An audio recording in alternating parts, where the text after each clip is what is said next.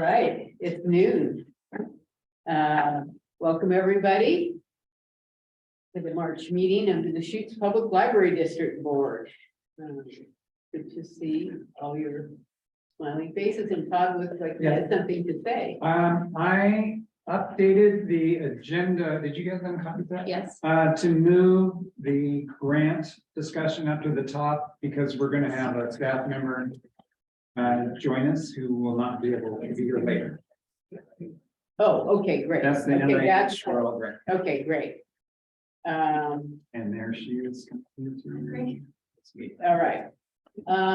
Did people have a chance to review the minutes? Yes. Are there any additions or corrections?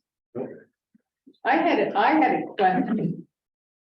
Under the, on the second page. Number one, I think it should read the Deschutes Public Library District conducted an executive session rather than will conduct.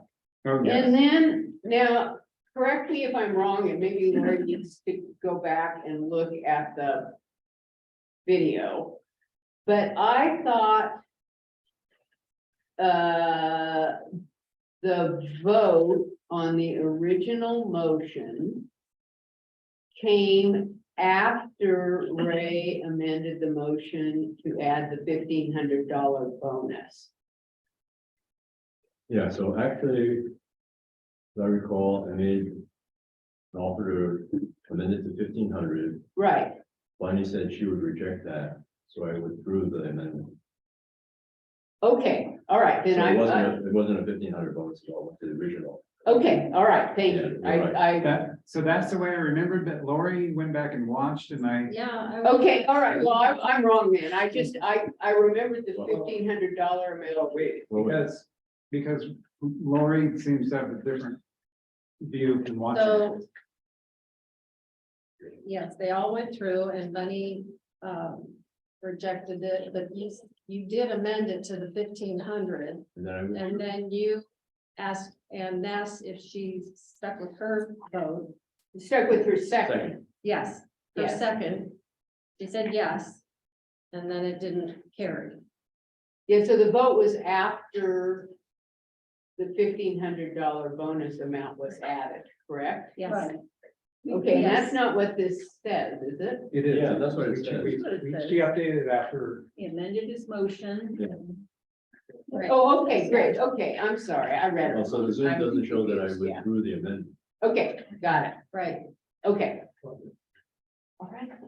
Doesn't matter. Yeah, well, no, it does matter, I mean, we want to get it right. Yeah. So, okay, that sounds good. Are there any citizens, who would like to Oh, make? you need to vote on the minute. Oh, sorry, Yes. motion on the minutes? I move to approve the February 22nd, 2023 board meeting minutes. Second. Any discussion? All those in favor? Aye. Okay, motion passes. Okay, so now are there any public comments from any citizens? Okay. All right, we'll go to the NIH Rural Libraries Grant. All right. Going here for you first.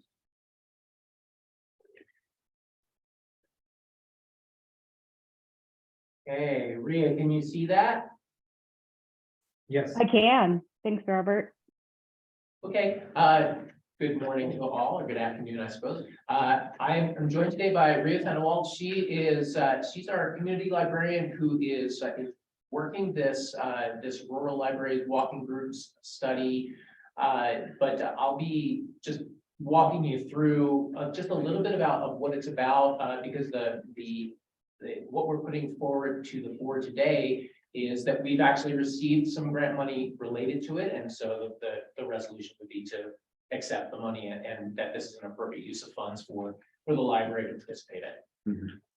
So OHSU reached out to us. Rhea, was it about 3-4 months ago at this point? Yeah, it was back in October, I Okay. think. Yeah.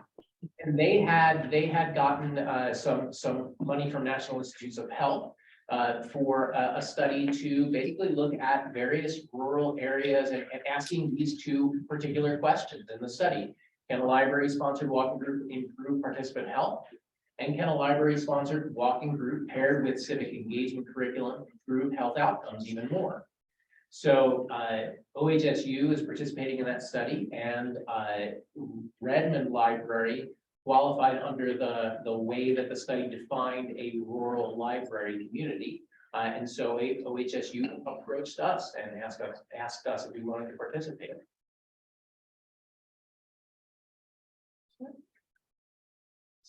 Sometimes being this far back makes the. Oh, I think it's that same mouse issue that you've had, Todd. Yeah. I'll do it from up here. So there are two randomly assigned groups in the study. So there's a group that participates in weekly walking group and starts with 30 minutes of continual walking a day, and then over the course of the study starts to ramp that up to more time spent on a given amount of walking. And then there's all aspects of that in the other group, plus there was an additional half hour of civic engagement programming where participants would assess community walkability and talk a little bit more about like different ideas and ways to improve that in their area. In our case, we were assigned to that first group for the Redmond community members that we'll be reaching out to and encouraging to participate in this study. So what's in it for the community? It's all of the health benefits that you would expect from just regular walking and physical activity, increasing companionship and encouragement, and confidence in the ability to walk for health.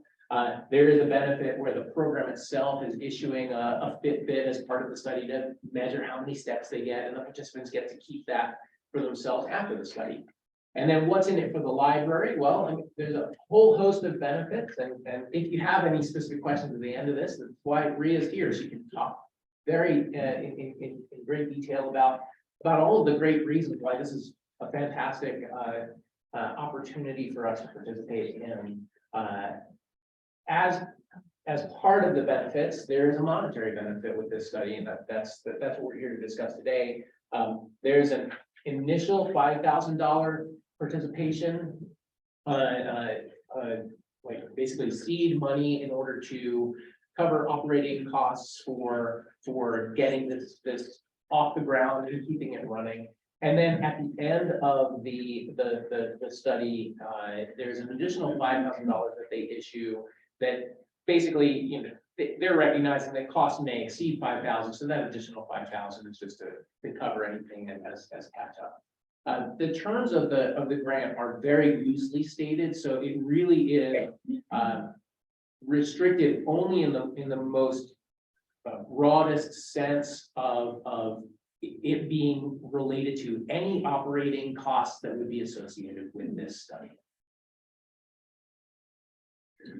Okay, the library services did a lot of upfront work to figure out and then present to the management team about whether or not this is the right fit for us. And so they talked quite a bit about all of the controls that are in place to ensure that this is a confidential and a secure study that's gone through an ethics review panel, because it is human experimentation, even if it is just a walking study. So there's a lot of controls associated with that.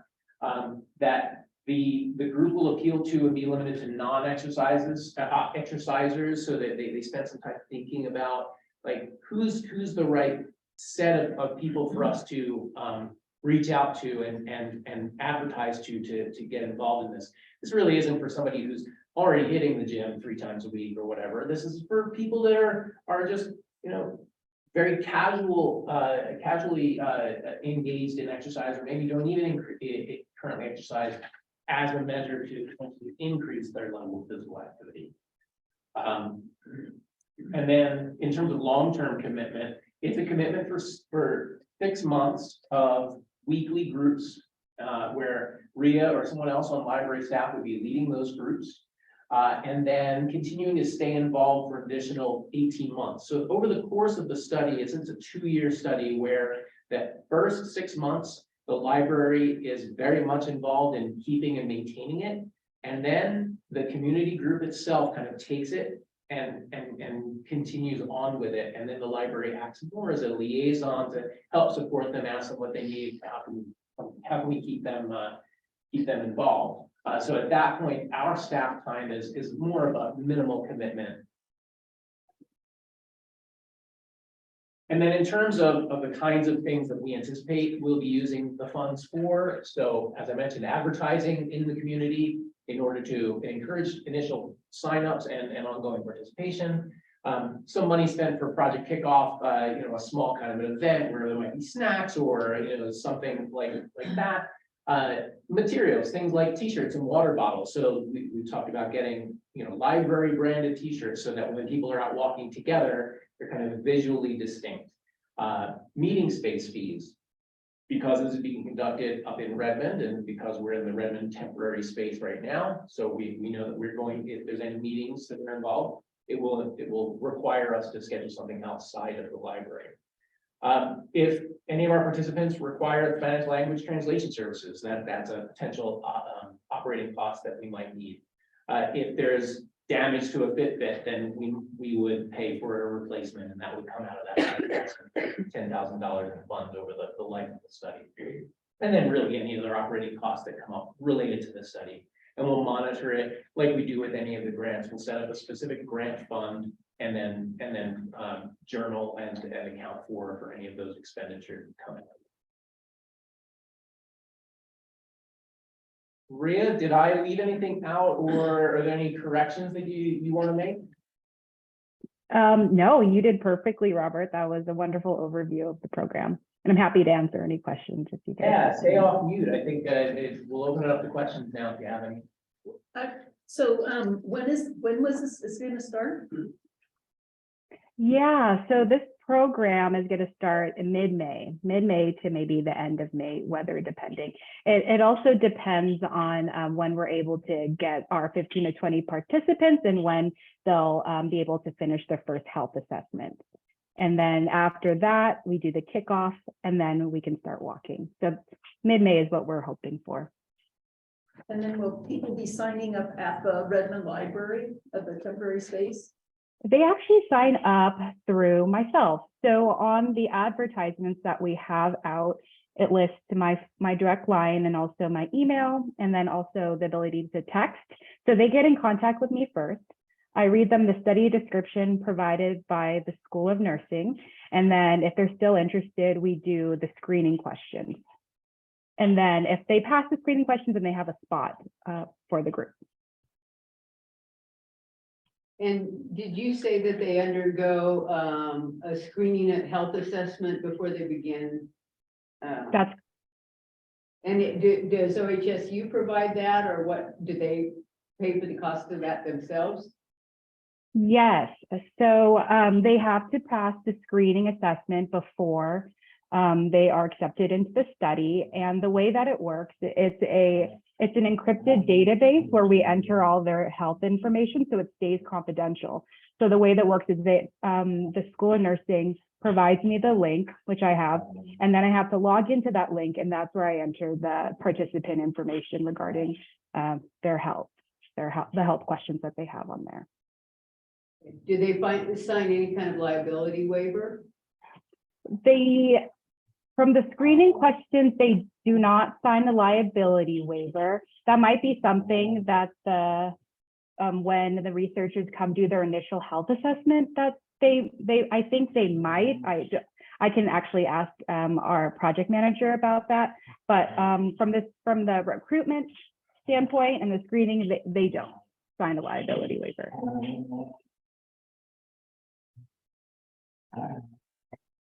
So what type of health questions are going to be on the screening? Right, yeah. So the questions that we ask is, I actually have a copy of that. Let me, well, I think it's in my folder somewhere, but the questions that they ask are about how much exercise they get a week to see if they are eligible for the study. And then we ask questions about breathing, if they're taking any medication, if, let's see here, if they have trouble exerting themselves. Let's see here. If you can give me like 30 seconds, I could probably pull up the list of screening questions if you're interested. Well, one thing I'm interested in is do we have to have a physician's approval? Saying that they are capable of fit? Great question. Yeah, great question. Yes. And the answer is yes. So I think there are like 8 health screening questions. And if they answer yes to any of those questions, we are required to give them a physician approval form, which they will have to sign and give back before their spot is saved. Oh, but if they don't answer yes to any of those, they don't need the physician approval? That's correct. Oh. That's a potential problem. Do the nurses give them a health screening before they get final approval then? I mean, what healthcare professional actually certifies that they are capable of going through these just this exercise?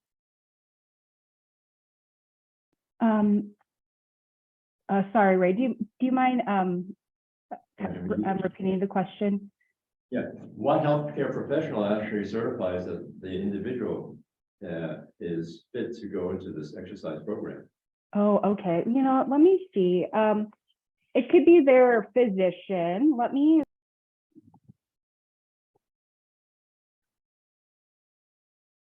I'm just saying it's somebody other than just them doing a self-assessment. Sorry, I was on mute. Yes, I was.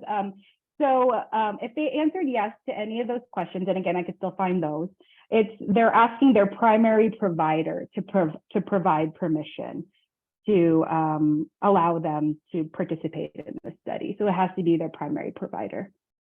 So even if they answer no to all the questions, they still have to have a primary physician saying they can participate. That's right. If they say no to all the questions, they do not get this form. Oh, So it was the first situation that you described, right? I'm concerned if they do a self-assessment and say no to all of these. Feel more comfortable if they had some healthcare professional, like their primary care physician saying, yeah, you can do this. Rhea, in terms of the level of exertion, 30 minutes of brisk walking, or are we talking 30 minutes of, moderate speed walking? So it's planning to start off with, it just depends on the group. In addition to helping with exercise, the study measures group cohesion. So there's the chance that folks would just want to walk together and it would be based on the slowest person, or people might just go their own pace and we meet at the end. That's something that I really can't know until we start the study. But as far as me leading it, I will try to lead a walking group where most people stay together, and if one person decides to go faster, I probably let them go. But I will stay with the majority of the walking participants wherever they end up walking. Well, I think this is a great idea, but I do have a concern about making sure that the individual, even with a mild walk, if you start going uphill and somebody starts getting short of breath and leads to other complications. Yeah. I mean, you don't ask them if they're allergy and they all of a sudden have an allergic reaction and affects their breathing and respiration. We need to know that before they come into the study.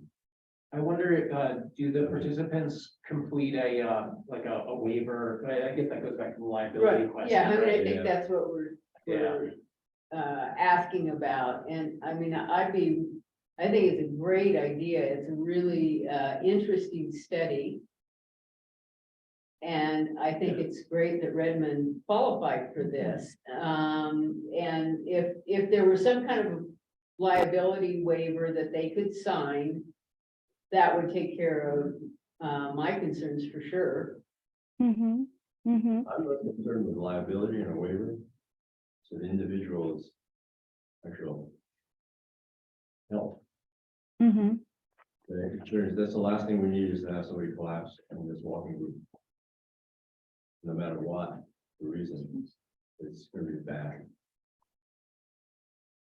You know, I can double check regarding the liability and waiver from our project manager to see if that's something that they sign before they start walking, because that is something they might, I just don't know the answer to that right now, but I can check that because again, before we actually start the group, there is another health assessment done with the researchers. And could you also check at that time about the possibility of physician, the primary care physician release being required for all participants rather than just any who answer yes on the screen? Sure, absolutely. Yeah. I'm making note of those two questions. Okay. So primary. I guess- And when I do get those answers, who would be the best person for me to send those to? Well, the question for the board is, really, this was meant to just approve the grant, not to have the board design the program. But I understand your concerns, so it really depends on your comfort level. Yeah, is this something where the board would feel comfortable accepting funds and have us provide follow-on information to the board at the next meeting? I think so. Yeah. I haven't been in these semi-quasi-clinical situations. Once we accept the grant, then we accept the conditions of the grant. And if there are conditions that we think should be there as part of the grant before accepting it, then we should have it there. We should get our questions answered. I think it's a great program. It's just these concerns that I have because I've seen other trials. And the unforeseeable, it always pops up. Thank that. Rhea, do you think we'd be able to have information to bring to the board at the April board meeting? It would be basically a month from today. Would that be enough time? Because it's starting the middle of May. For April? It doesn't give them enough time. I don't know, I'm perfectly fine if they have a physician who is signing off on them, and I mean, these are people making their own decision about their own physical health. Anyway, I think it's a great program. I think it's something we should support. It's a terrific program. I'm just disappointed that we didn't fit into the second half of it. They can check on walkability and everything else. Yeah, I think that was just a random assignment. It's just luck of the draw. Yeah, damn. We're kind of in the control group in that I know. sense, yeah. Yeah, which is an important part of it. Well, I would entertain a motion, whatever people would like, so we can send us some kind of resolution. I move to approve resolution number, oh, no, sorry, is that it? Yes. Yeah. Okay, I move to approve resolution number 14, authorizing the library director to accept and appropriate funds not to exceed $10,000. Any further discussion? Well, I have reservations, but I think it's a great program. If we can take care of these things after we accept the grant, that'd be no problem. Okay. Do I hear a second? I'll second. Okay. All those in favor?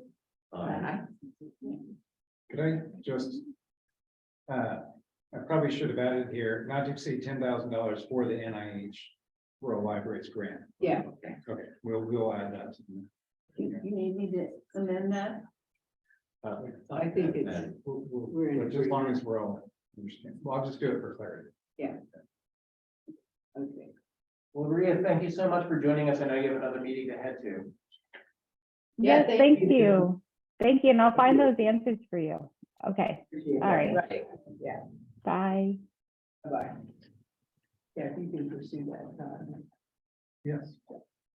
Okay, next up is owner's rep monthly report. Take it away, Greg. Hi there, everyone. Good to see you again in person.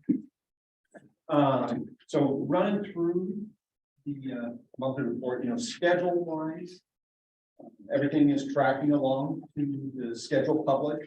Hasn't been any changes this month, and so we'll be continuing to update that throughout the process as we go.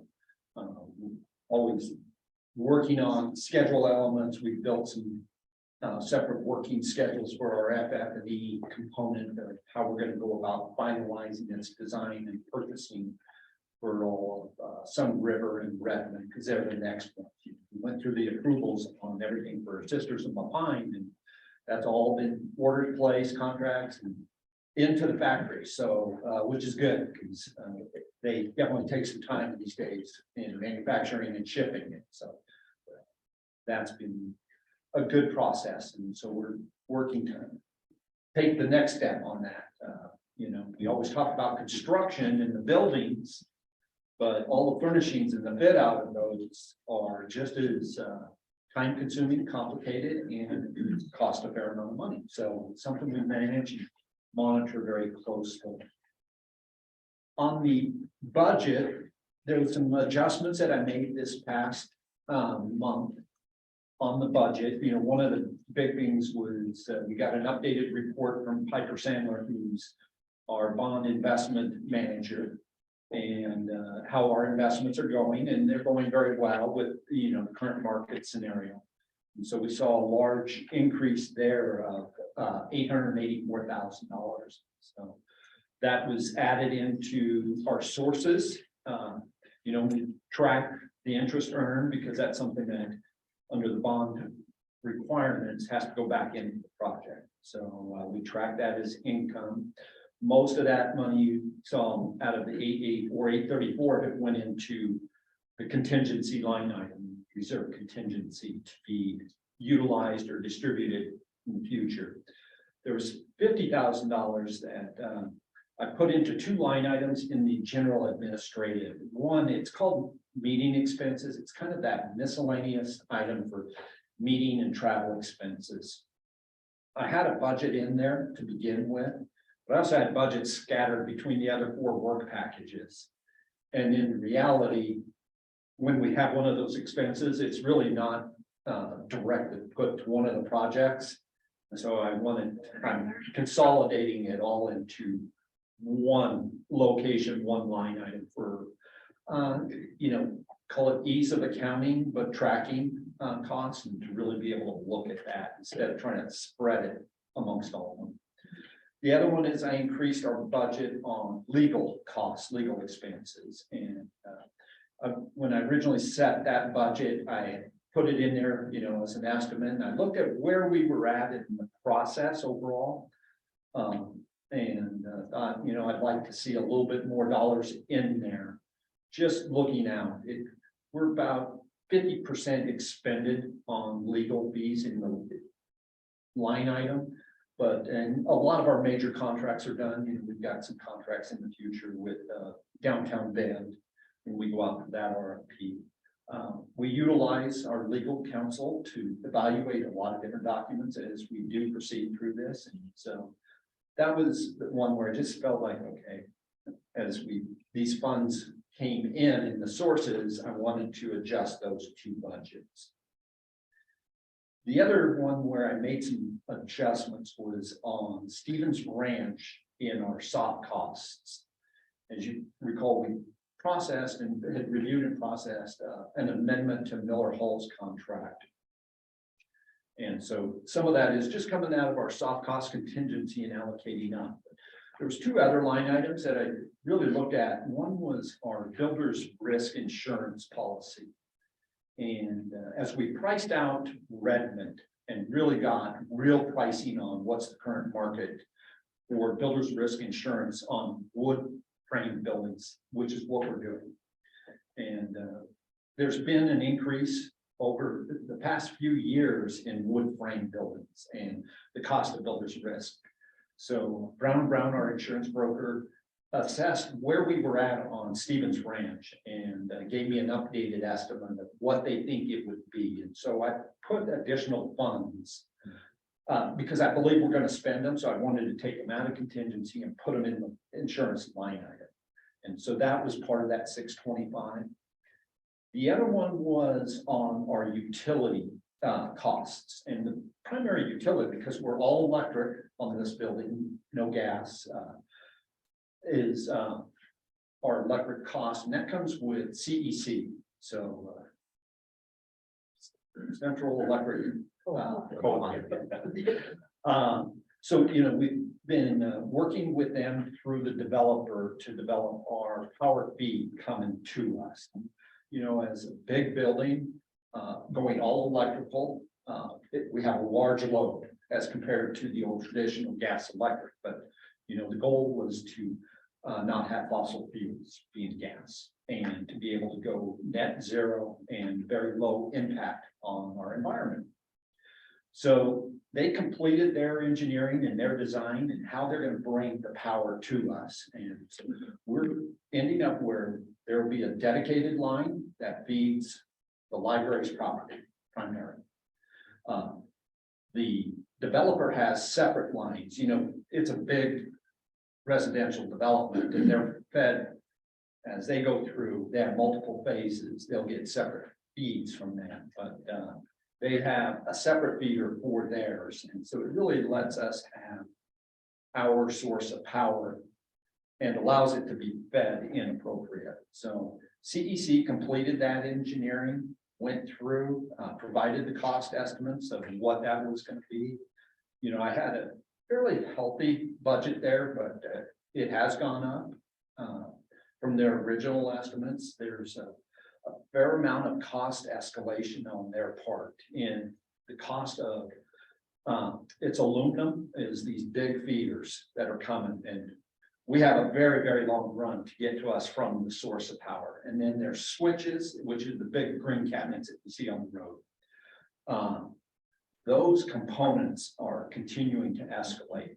And so that was one of the things that drove up our costs. Now they've completed those. We met with the developer and have agreed on what those costs will be. The costs go through the developer and we reimburse the developer. He puts the money out first and signs the contracts with CEC.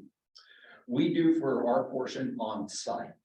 So we'll build, and Kirby will build our on-site portion, which is conduit and pull boxes, and then CEC will come in and pull their feeders and set their transformer and set the meters and all of that to give us power. So it's kind of a shared piece where we pay them, but they are responsible to deal with CEC and build everything outside of our property. So we don't ever have to go out into the street or anything else.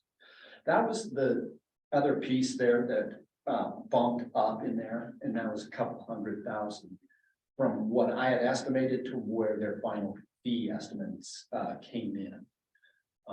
We talked to them. They are preparing all the contracts right now. CEC is with the developer and us, so that we can go ahead and pay these fees. You'll see these come up in April, but to lock in as much of this as we can to avoid escalation. The other piece is some of these switches and these big cables and our transformer are 1 to 2 years in delivery. So while we think, oh, we don't need it for a while, it's very challenging right now for time. So the developer and CEC really encouraged us to, you know, had agreed to move forward because it helps control cost, but also availability.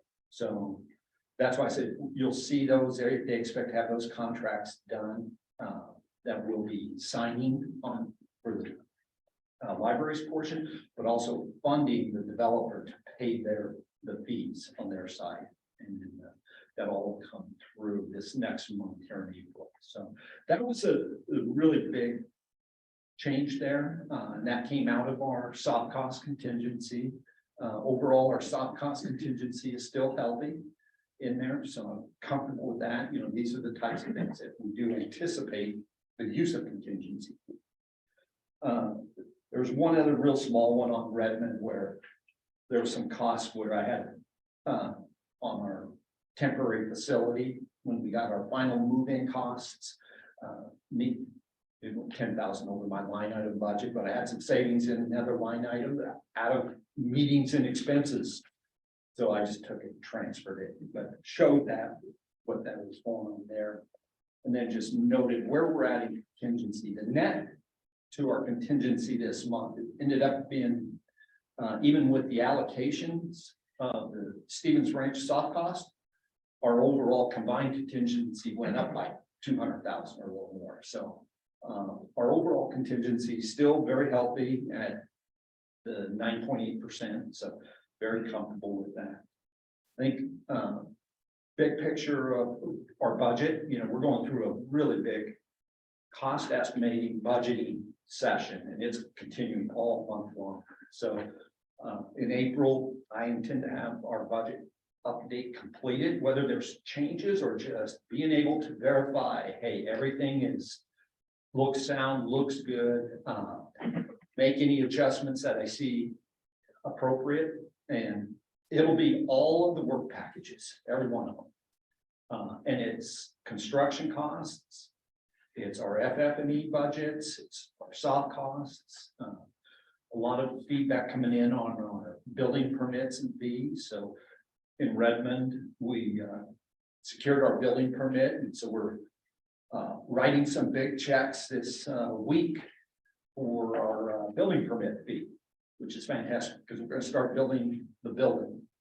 And Kirby will actually be starting that next week. So they've got the grading work done up there, and they're going to be starting the building. And so you'll see those expenses going out. On Stevens Ranch, Miller Hall is working with the city to do an updated estimate for permits and fees. And, on that project, it's, $5+ million worth of permits and fees when we're done. It's a big number because it is a big project.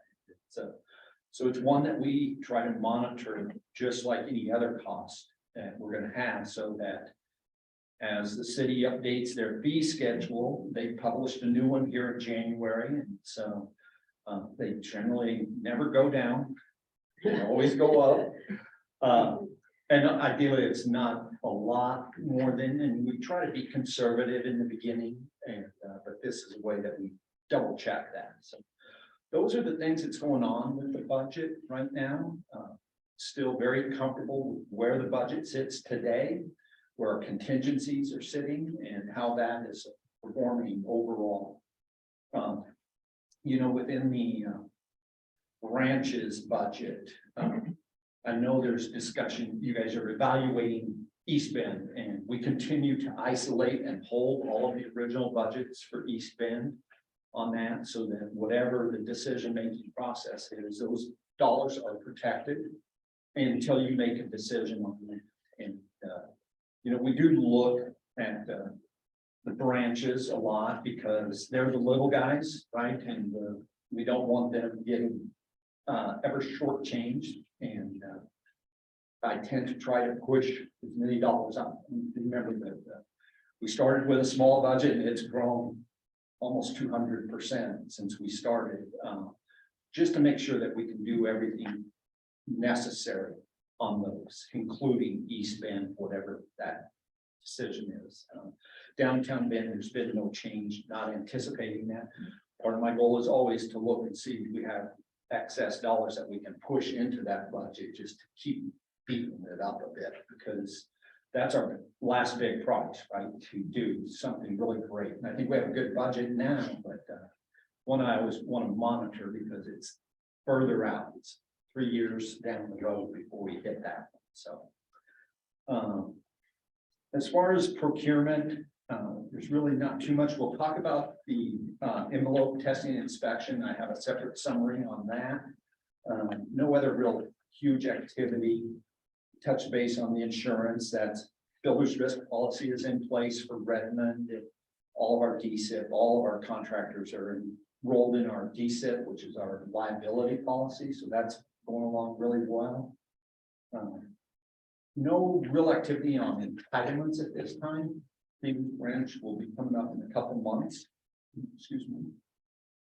From the design standpoint, I know we talked about in February, you saw the schematic design, where that's at on Stevens Ranch. And, you know, we've gone through and done a complete evaluation, and we have a process that allows all team members to look at the plans and put comments into a program called Bluebeam. It allows Miller Holden to capture all those comments and questions and put it into their design process. And it's comments from DPL, from us at Red Point, from all of our contractors, all the consultants, they all get to look at it. So it's a really good process that we've had from the beginning, and it continues to work well. And we've added more stuff, not just our plans, but our FF&E manuals, which has color swatches and all kinds of stuff. It's a great place for us all to go look at and collaborate together on what they're presenting, what the designs are, and how any comments that anybody has or questions. That continues, as I said, on Redmond. You know, we had our grading permit there, all the demolition is done. The grading work is fairly complete, grading and building our building pad where the building will go. And the permit fees they're picking up the checks tomorrow from Robert and taking them and pulling the permit. And Monday, the subcontractors start work on our building. So we're going to go vertical, which is another great one. Groundbreaking for the project, the official ceremony is this Saturday. So very excited about that. It's a great celebration as we go through these projects. So that's moving right along. Kirby is doing a fantastic job for us. They're managing the project really well, managing the subs. They've got a really good plan. They have updated their own construction schedule based on when we started and how we're going. One of the big components we have is it's called TLT, and it's the acoustical wood planks that create the floors and the roof structure. And they've been able to work with the manufacturer to get an earlier fabrication date. And so it takes some pressure off, and it's going to build in more time for them to do the finish work, which is really good. They were ready to receive it earlier. And so it's going to let them have more time on the skin, which is very important, and all of our interior finishes. So they've updated their construction schedule. We go through that. It's 1,000 line items, a little detail, but they're well organized, well planned out. You know, they're a really sound, strong group and doing a great job. SunWest, who's our CMGC on Sisters and Lapine, very much the same thing. You know, we're in full bore on both of those projects, going through things with renovations. You're always looking at what do we see. You know, our first demo, I told you last month, was there's no huge surprises or anything. There's small ones that we're dealing with, but those projects are marching right along. SunWest runs really nice, clean job sites, and they're close to the community there because, as you know, in Sisters, we got our temporary library right next door in the trailer. And at Lapine, with all the activity that the Parks District had, there's plenty of activity in that parking lot with a construction job as well as those guys. Lapine is close to having our temporary space done. They're actually supposed to finish this Friday and go for county inspections next week. And we have a tentative date of starting our move-in at the end of next week, 16th or 17th. We've already put the movers on notice. They booked that spot for us. And so if they're able to secure their county approvals for occupancy, and it's a very simple space, there's not much complication to it. So we expect that they'll be able to get the release. Then we'll get in there and get it set up and get them back in business down there in Lapine and able to let customers come back and not have to travel up to Sun River or here in Bend, right? kind of what's going on there. The Sun River plans, they're complete, they're in plan check. Haven't gotten comments back, but we expect them here in March. And then that is really being set up to come in right behind Sisters of Lapine. Once we open that, we move right into closing Sun River and starting that construction, and they'll carry us into next year. So that's tracking along there, you know, with the kind of little lull there between the projects. It really has let us take some lessons learned already out of Sisters and Lapine and apply it into Sun River. Things that we just are figuring out, whether it's in our furniture systems or in our building construction. There's similarities in many things that we can learn from, and I think that's really going to help us out, that we'll see benefits to that process coming up. So, again, nothing on the East Bend or downtown Bend at this point in time. Billings have come in, monthly draws are processed. I think that process is working really well. We're able to fund all of our vendors every month on time. We have a good system set up. You know, one of the requirements of state law is that we have to set up escrow accounts for our contractors' retention. And retention is money we are allowed to hold back. It's 5% of their contract. But we put it into an escrow account and it sits in there until the work is all done and we're ready to release it. And may accrue the interest on that. But it's one of those little things that's out there that the law says, hey, you guys got to do this. So Robert's done a great job of getting that organized. So each month as we're starting to process construction draws, which is a good thing, that we're now funding the contractor their portion and putting the other portion into the rest. So questions about anything? Yeah, let me. What's the lag time on county processing for permit? Is it about a week or? Generally, it takes Yeah. about that. It's a matter of how quickly the actual inspection time is probably going to be not even an hour. Right, Then the inspector has to go in and put it into the computer. They usually do it that day. At the end of their day, they go back in, log in the results of their inspections they conducted that day. okay, And if they approve it, then that triggers the county actually issuing a certificate of occupancy. When we got ours for the Sisters trailer, we got an occupancy, and it took them a good 3 to 5 days before we received the paper. right, Once we get their approval, we are allowed to actually go in and set up our furniture, all of our shelving, oh, okay, but we can't open to the public. right, But it actually, that week time is probably what we're gonna need to get shelving installed, bring in the books, set up the computers, and get it ready for staff to work. right. And then Sun River also goes through the county, right? Yes. Yeah. And even when we get to Redmond and Bend, they have similar processes, timelines. So what is the current interest rate now?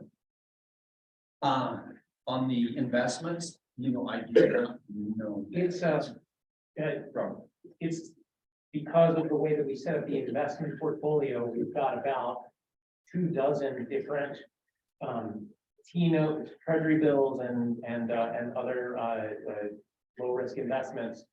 So each of them has their own interest rates.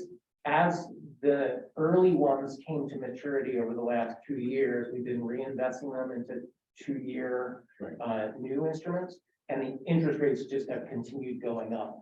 So I haven't calculated the aggregate interest rate, but every month we get a portfolio summary that I forward to Greg, and he works into the budget. And at this point, I just got one today, in fact. Here you go, weighted average yield. So this is so you've got two elements in a bond. you've got the coupon, and then you've got the yield. Okay, the coupon is averaging at about 1.75%. And actually, it looks like the bond yield is also averaging at roughly that. So right now, we're looking at about just shy of $7 million in estimated net gain on the initial investments and then the subsequent reinvestments of So those. that would be the aggregate, but what is, do you have the number for the current interest rate? You mean in terms of the market rate? What's the Yeah, prime? right now. I don't know, but I know that the Fed Open Market Committee this week made some pretty strong indications that they're raising it yet again. So we're expecting that we're going to be reinvesting at least 3 more bonds that come to maturity in the next 3 months. And we're expecting that the rates on those will also be pretty generous. In the ballpark. No, you'd have to look at like Financial Times for what the interest rate is. Because you're asking like, what's the Fed rate? Right. Yeah, I could Google it for you if you want. I know it keeps going up. And we're rolling our investment in or over.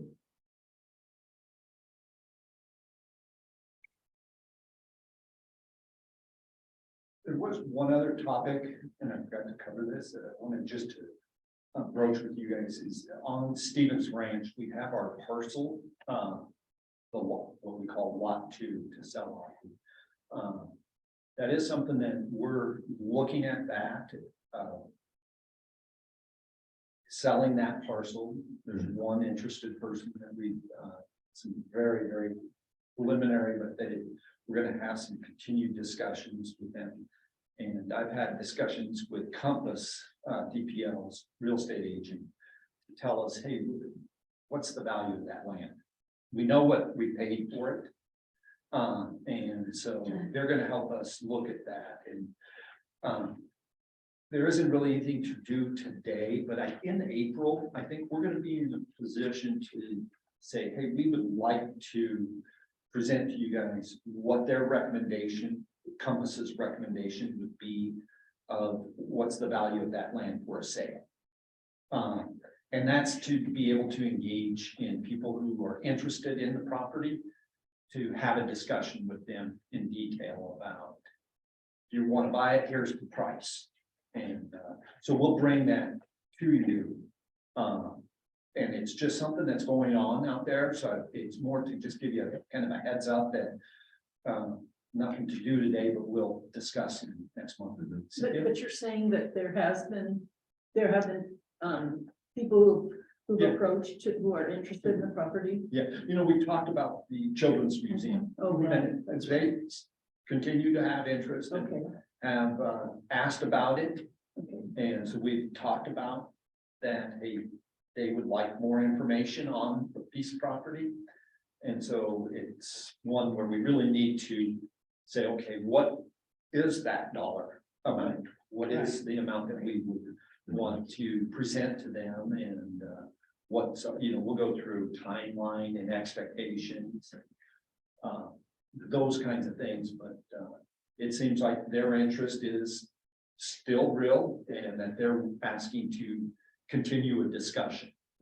And so we're going to kind of prepare ourselves this month, Right, to be able to talk to you in April and then talk to them after that.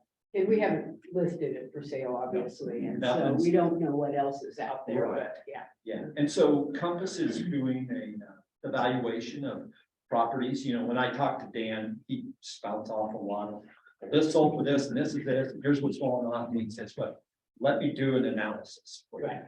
And so he asked me to get him some information about the property, what we're spending on it. Mhm. He knows our sales price, knows our brokerage fees, things that, have we spent any other money? Our fees for power, right? Part of that is what feeds theirs. It's a small piece, but we'll calculate all of those and say, okay, cost per square foot of land Right, to be applied to that piece. Because he wants to understand what is our cost? What's the market? What's going on out there? And what does he recommend? And so we'll get their recommendation. I can't remember, how big is the piece of property? It's about 1.3 acres. So, you know, it's, this is gonna be 50 to 55,000 square feet. Area, and it sits right on Santorini.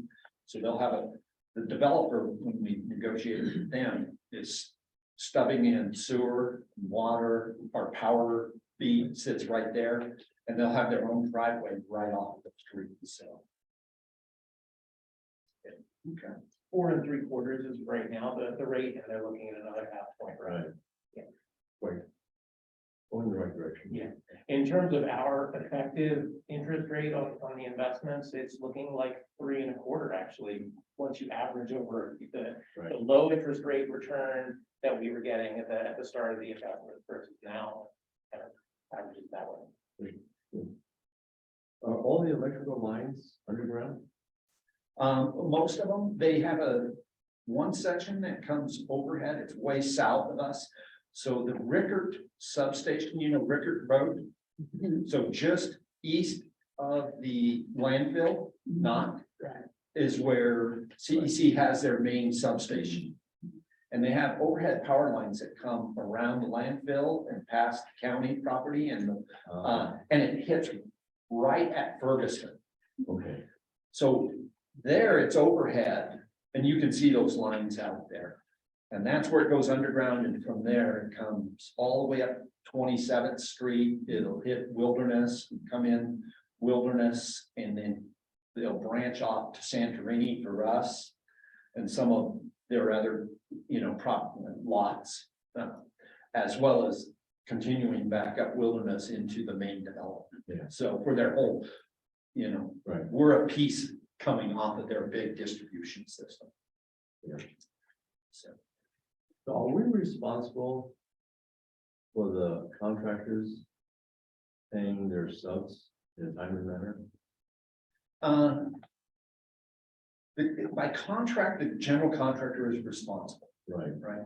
And we have a labor and material payment bond from the contractor, which is if the contractor fails, we have a level of bond insurance for that. Because yes, as an owner, you are responsible. Subcontractors have the right to lien a property, but the bond therefore protects DPL. Right.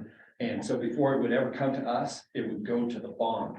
And so that's the protection between us and the general.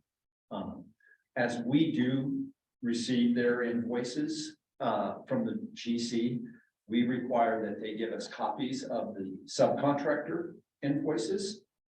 So we can see what is being paid to the subs, and lien waivers, which is a legal document that says, here's how much I'm owed, and if I receive a check, that piece is paid in full. So that's a process that's normal. We go through it. We have a tracking mechanism with both of the GCs. They both have good tracking mechanisms, because that's a very important part. You know, when you get out of design and you get into construction vendors have different legal rights than designers.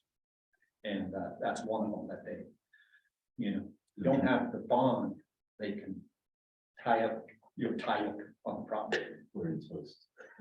Yeah, there's always the legal remedies, which our contract is very strong, even without the bond. But you don't want to get into a contract battle. You want to prevent that at all possible. Right. And so that's, we do look at that. And then because we are prevailing wage under bowling, we get, they have to submit certified payroll every month for every contractor. So the subs have to submit it to Kirby. Kirby reviews it. We get a copy of it. We don't have to act on it. It's really Kirby who is the responsible party to Boley, who's the state agency, Right. to verify that the subs have paid, not only have they paid their workers, but they paid them prevailing wage rates. So, The more legal work they have to do to get a higher price. yeah, That's what we do. yes. We said the combined contingencies gone up. Yes. Where the revenue for that? come? Where did- So when we did interest, the increased interest So of it's 800 and interest, some right. thousand, it went in, for the most part, 834,000 went into the reserve contingency. Okay, And then we pulled 625 out of yeah, the contingency there, so the combined went up by the 200. okay, good. If there's no other questions, I'll jump into the summary on envelope testing and inspection. Just a little bit of background on this. So envelope testing and inspection is a specialty consultant that looks at our roofing systems, our waterproofing systems, our window systems, everything that can leak water or air. Both of them are just as intrusive in a building. In our architect's contract, we require that they engage a envelope consultant for design purposes and identify who it was, and we had rights to approve it at the beginning when we hired them a year and a half ago. And they selected Morrison Hirschfeld. In our budget, we carry in a testing and inspection budget because we'll have a special inspector, which we engaged Carlson Testing, who's also doing our soils testing. We have a building commissioning agent who we hired a long time ago, that was Systems West. And we have our envelope consultant to do physical inspections and tests out in the field. And as I looked at it, Morrison Hirschfeld did all of the design work. So what they're looking at is details of how to put the flashings, it's somewhat complicated, how those materials go together to make sure that it's a good seal and that it deflects water versus allowing water to intrude into the building. And the specifications of those products. Ideally, we want to continue with that same group, Morrison Hirschfeld, to do the inspections of what they've already put into the design. And as they're underneath the architect, we could hire them directly, but I chose to keep them underneath the architect because it puts a little bit more of responsibility on Miller Hall. Because as our architect, they are also responsible to look and inspect. And so it was one where their portion is like $2,000 out of this. That's all they put on top of Morrison Hirschfeld. So it's very minimal because they're already on site looking at things.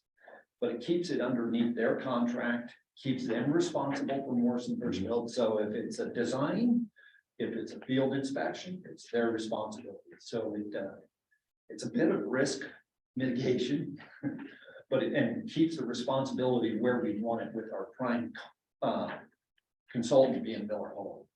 Morrison Hirschfeld is a firm that we've done multiple projects with. We did the Hickson project here in town. And that's a big high-rise, where they really went through that. And we have a lot of great success with them. So when Miller Hall said, hey, we want to hire Morrison Hirschfeld, we didn't have any issues with them because of their experience and knowledge. They're a large firm and they work throughout all of Oregon and throughout all of the Northwest. And the guy who runs this division lives and works out of Bend. So we get a real big value that he's local and able to really get to our projects. So this is an award where we'll issue a change order to Miller Hall.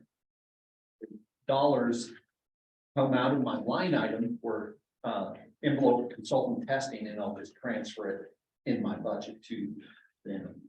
And this captures all of the work that they will do. And as we don't award this early because we want to get through far enough into the design to know what are we going to inspect and what are going to be the testing procedures. So in the specifications, the contract documents we sign the contractor up are requirements of how we're ready to test and inspect and look at these things. And that's something that Morrison Hirschfeld along with Miller Hall, they write that. They'll coordinate with our building commissioning agent, Systems West, when we have, because the state requires we commission our envelope, and it's a testing procedure, and they'll actually do the test, and Systems West will certify it. that it meets the requirements. So it's really a joint effort by our team in that standpoint. So this sets the contract for Redmond and Stevens Ranch.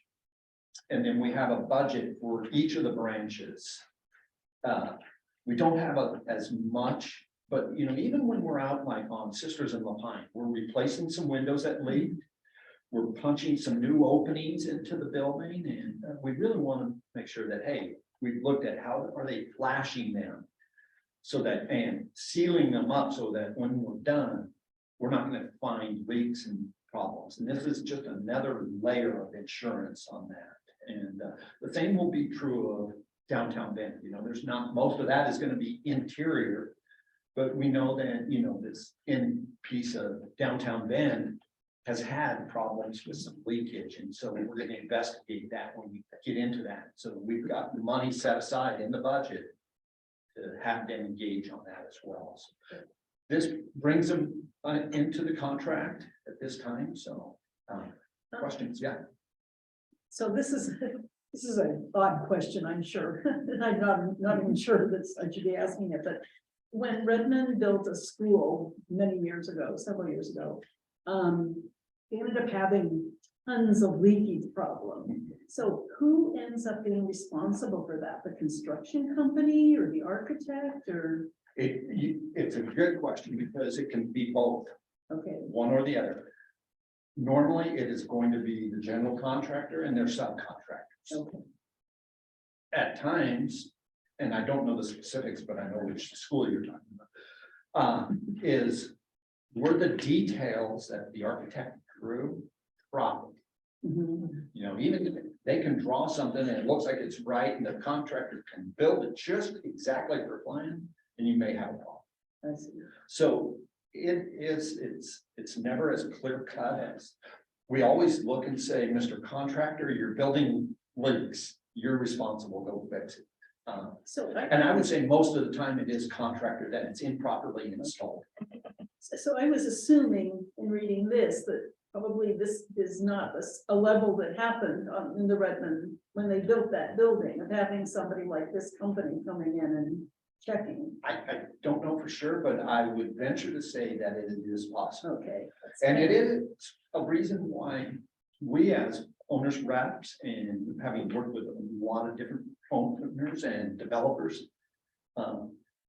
in the beginning with the architect said, you will hire this a firm, because we have seen the value of these guys. All they do is they specialize in this, and they look at things, and it's simple. Sometimes it's the simplest thing of how materials are lapped.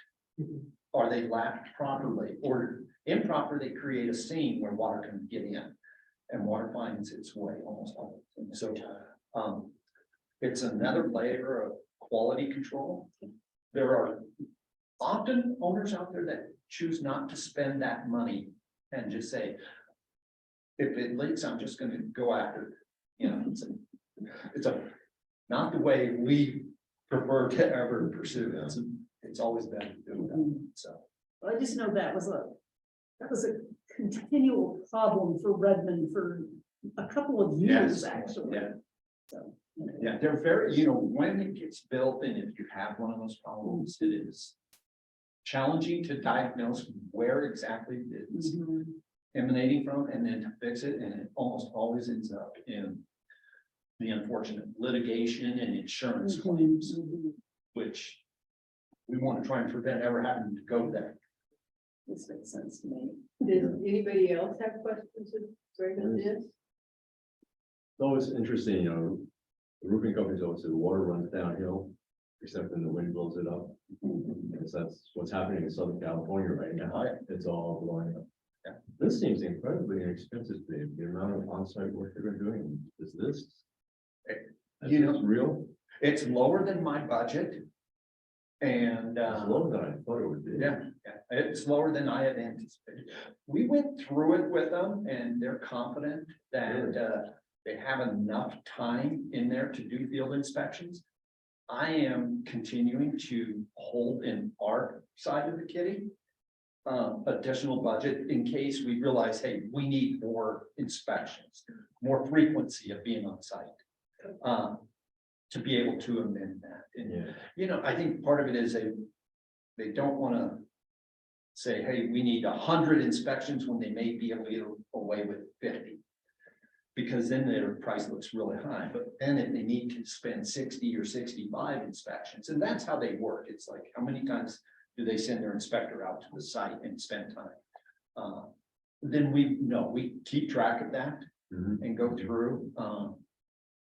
So yeah, there's, at times I've spent a lot more than this. We will have some a testing company that will do some special testing for us. That we'll probably engage Okay. next. And that's more likely to be on Stevens Ranch because of the height of the building, and we'll do some testing. But, these inspections, the first pass through, I asked that question, right? Okay, do we have the right amount of time?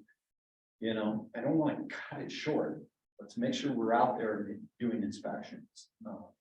It's not continuous, it's spot checks. Right. It's also interesting to note that Frank Lloyd Wright never designed a house or built one structure that didn't leak. They are architectural wonders, and Yes. everyone wants to own one. Okay, I would entertain a motion if people have no more questions, Greg. I also move. Oh, you can. Go ahead, No, you Greg. go ahead. I move to authorize the library director signing authority up to $175,000 for envelope testing and inspection services. I'll second. Any further discussion? All those in favor? Aye. Opposed? Okay. Motion passes unanimously. Okay, Todd, this is on the Robal Lane lease opportunity.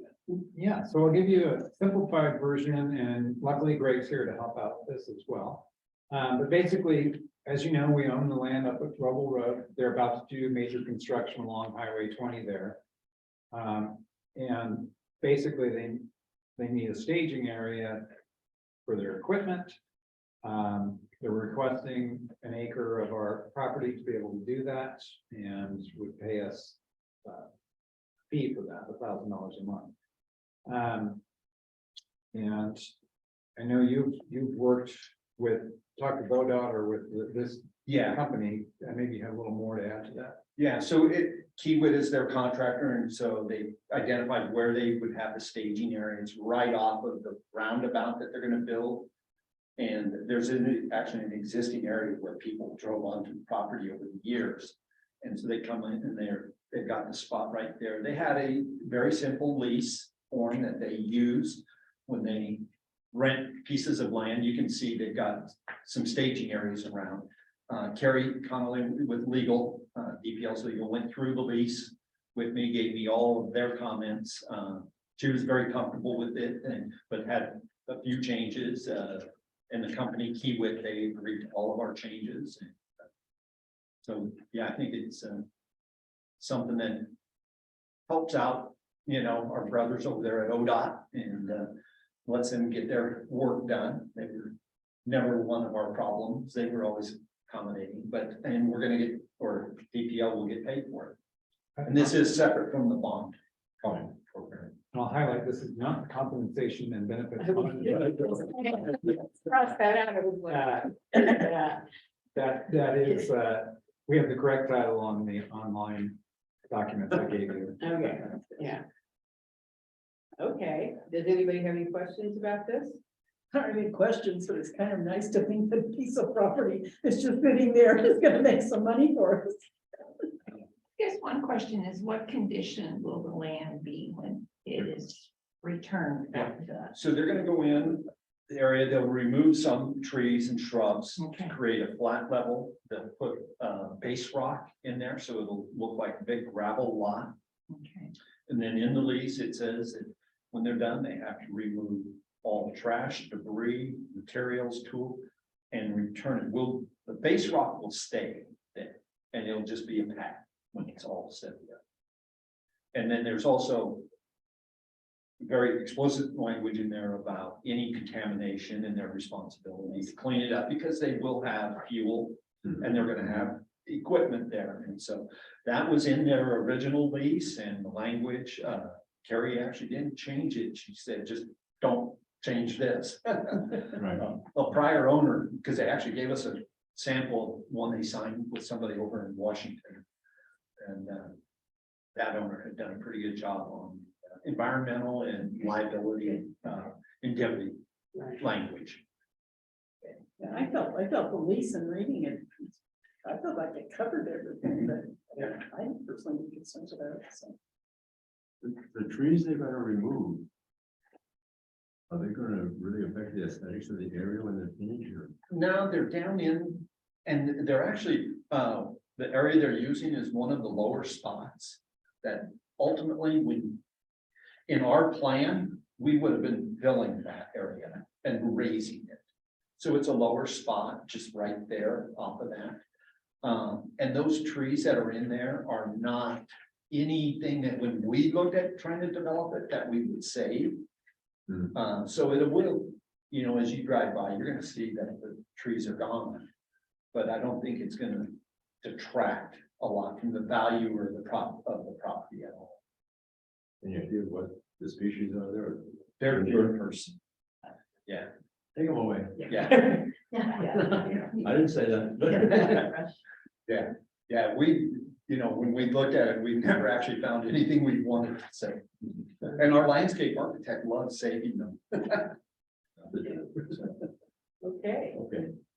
I will move to authorize library director to execute a lease contract with Hewitt Infrastructure West. Use the library property at 63405 Highway 20 in Bend for staging of equipment at a rate of $1,000 a month. One second.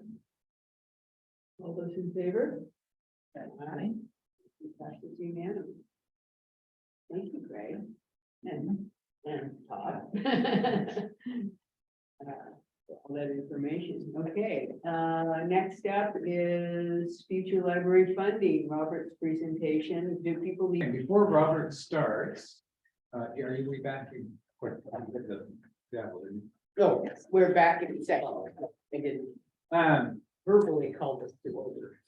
So I want to point out, I believe some of this discussion comes out of the numbers I gave you for East Bend. So I want to talk a little bit about that because I never really got a chance to talk about it. That was a very simplified document, which was trying to show one thing, which is basically that East Bend costs $800,000 a year to operate. And really, I would not take any other stock, anything in there, mainly because I use my method of very conservative budgeting, which we're going to talk about, Robert's going to talk about in this process, but that was, conservative budgeting was helpful as we were amassing funds, getting ready for the construction projects and getting ready for the day we're going to add staff. It doesn't help us look into the future because if you use that, it'll paralyze us because it'll look like we can't do anything. So I'm going to hand it over to Robert to kind of talk about where we're going, but this is a really good discussion. One thing that I just want to highlight is Anne came to me after the last board meeting and said that the board would like to see this. These are the types of informational things that we are happy to bring to you. Because these are the kinds of things you should be asking. You should have confidence in the information that you're getting and the information you have to make decisions going forward into the future. So I highly recommend surfacing those when you have concerns about them, discussing it with the board. And we'd be happy to present on anything you have questions on. And just highlight, I know that came out that why aren't we getting these advanced? Why aren't we getting these advanced? We started developing this after I talked with Anne. And that did not give us a lot of time to turn around in 2 weeks and get you information. And I really want to highlight, I try to get it all information to you in the board packets. Everybody that works with us, Greg knows, because I hit him with it all the time. I need everything a week in advance so we can get it in the packets. So I just want to highlight that. But really, thank you for surfacing this. This is actually a really good document. I'm glad that we're recording it. It's something that I'll probably share with budget committee members. It's going to be really helpful for them as we go through the budget process to kind of understand how we derive some of the things that we're doing. So Robert, will you take it away? Yeah, that was a lot of the preamble that I was going to give as well. And the other thing, no, that's fantastic. The only other thing I'll add is that at the end of this, as part of questions, if there are also additional follow-on analysis that the board would like me to explore, I am happy to do it. So we can have this be a somewhat regular conversation about the financial long view. Let me just ask you quickly, did we have financial projections like 5 years ago for the projects or 4 years ago? When was the last time we had financial projections? Well, every year in the budget itself, there's a 2-year 2 year. projection. But we haven't had a 5-year projection. I cannot recall, so Yeah, I have to go back and look, but. Yeah, take a look and see, because I don't recall this having this. But if we did have one, I would ignore it anyway, because when you look out this far, and Robert will go into this. They lose meaning quickly. So, well, Robert, let's let Yeah. Robert Let's take let it from Robert- here. Proceed and. Yeah, so before we get into the numbers themselves, I just wanted to make sure that we were all on the same page about what a forecast or a budget model does and doesn't provide. Yes. Oh, no, I'm just making sure you're sharing the Nope, it's all screen. good. You're good. Okay, Yeah, I'm thank you. sharing the screen. I'm looking at it. I don't know why I'm asking. Yeah, so there's different ways of looking at a budget model. It can be tempting to really look at it as a roadmap or a plan or a destination. I want to encourage us to think about budget models as a forecast, almost like a weather forecast, but this is a financial forecast. This is a prediction based on the best information we have available at the time. And it's an indicator of trends of where things may be going so that it can help you as board members to make informed decision making about the direction you want to go. So in other words, the model isn't the roadmap. You chart your course based on where you think the forecast is telling us that the general state is going to be. How do we typically use budget models and public agencies in general? It's mainly for internal planning, these kinds of discussions here within a board meeting. I did a little bit of research into best practices of other public agencies in Oregon. Looked across other libraries, cities, parks and recs, school districts, et cetera, and they don't tend to publish projections and forecast models in their budgetary documents. This really is more planning purposes. What's the general temperature? What's the forecast look like? What's the weather going to be out there in our financial landscape? And really the key question that a forecast is hoping to help a board determine is, if a certain set of conditions hold, what's the possible outcome? So it's that if then that I really want to encourage all of us to remember when we look at the numbers, because you change any of those conditions in the if, and the outcomes will ultimately change, right? And what is it not? A model is not an appropriation. You know this. You appropriate as a board every year for 1 year's worth of budget. The appropriation is the board's commitment of funds. The projection can look as far out as you want, but just because it says things are going in a bad direction doesn't mean that you have to take it in that direction. You get to choose each year at a time. And even within the year, if you change course through a supplemental budget appropriation. Okay, so in our budget model, and we as a district, there's really three main components that have the biggest influence in how the forecast looks. There's our tax receipts, which is our single biggest source of revenue. We get revenue from other things like interest on our cash holdings and fees and interagency agreements, but really the tax receipts make up the biggest influence on the revenue part of the model. And then there's also our staffing costs, right? Our wages and our benefits. And then the third component is materials and services. So there are other elements that fit into the appropriations part of the model. Things like if we want to set money aside into a reserve fund, if we want to opt to make some capital investments. Those are also parts of our appropriations support, but they're not the biggest part. The biggest part of the appropriations is really your labor related costs and your overall operating costs. So this particular model, we reached out to a variety of the departments to get actuals going back as far as we could, where we felt like there were reliable data points for trend analysis. We looked at over 20 years worth of financial records.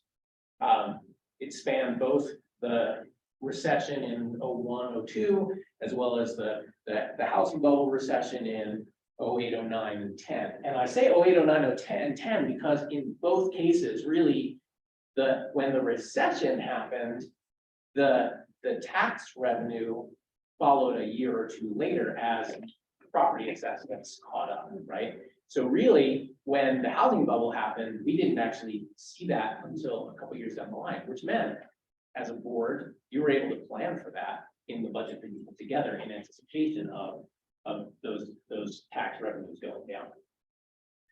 And also through the most recent downturn related to the global pandemic. And I do want to point to the financial management of the board and the staff throughout all of those that we did not need to do a single layoff of staff, that we were able to manage the finances accordingly based on the forecast they put together at that time. So looking at those three components, we applied a 20-year average annual increase to the tax revenue model. So what that means is that we compared all of the data actuals and said, tax revenue increased by this % each year, took that and averaged that over the 20 years and looked at that as our input for the model in terms of our assumption for tax growth. Now, was that a reasonable assumption for this model? Well, we looked at both the average and then also the standard deviation off of it to see what's the range of possible tax revenues. And then I also took a look at, if we go back 20 years, we're including that sharp downturn, but we're also including the kind of the upswing of the bubble. What if we just restricted it to the last 10 years, then you're kind of post-recession period? It actually matched up almost identically.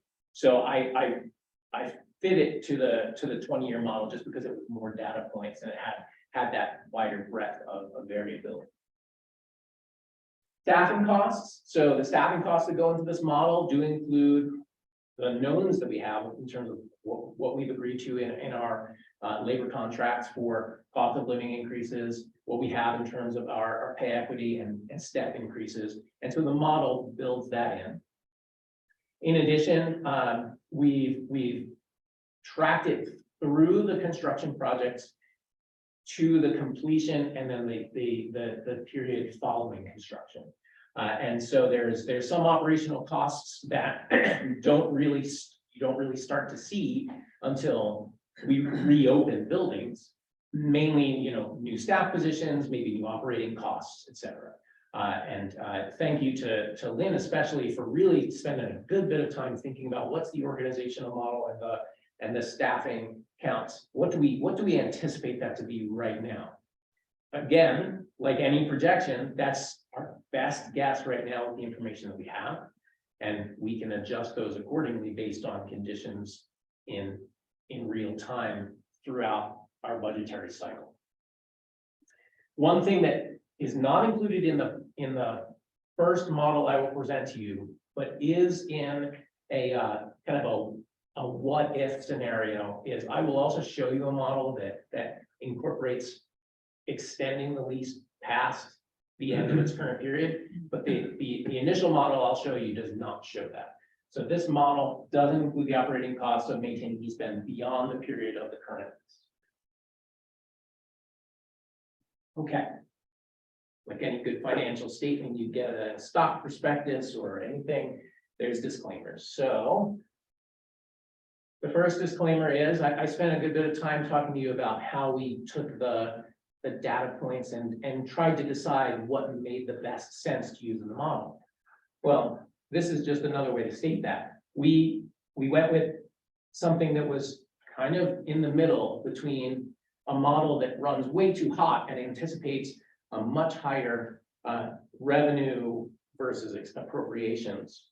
And then you could also have a model that goes too conservatively and runs too cold and says the tax revenue could have 3 recessions in there, 10 years of negative growth, things that the data doesn't even support. Or you could go somewhere along that red line, which would be kind of within that one standard deviation, where it projects that maybe expenditures outstrip revenue. So the tax increases don't keep up with the costs. So what this model that I'll present to you matches to is closer to that middle of the road.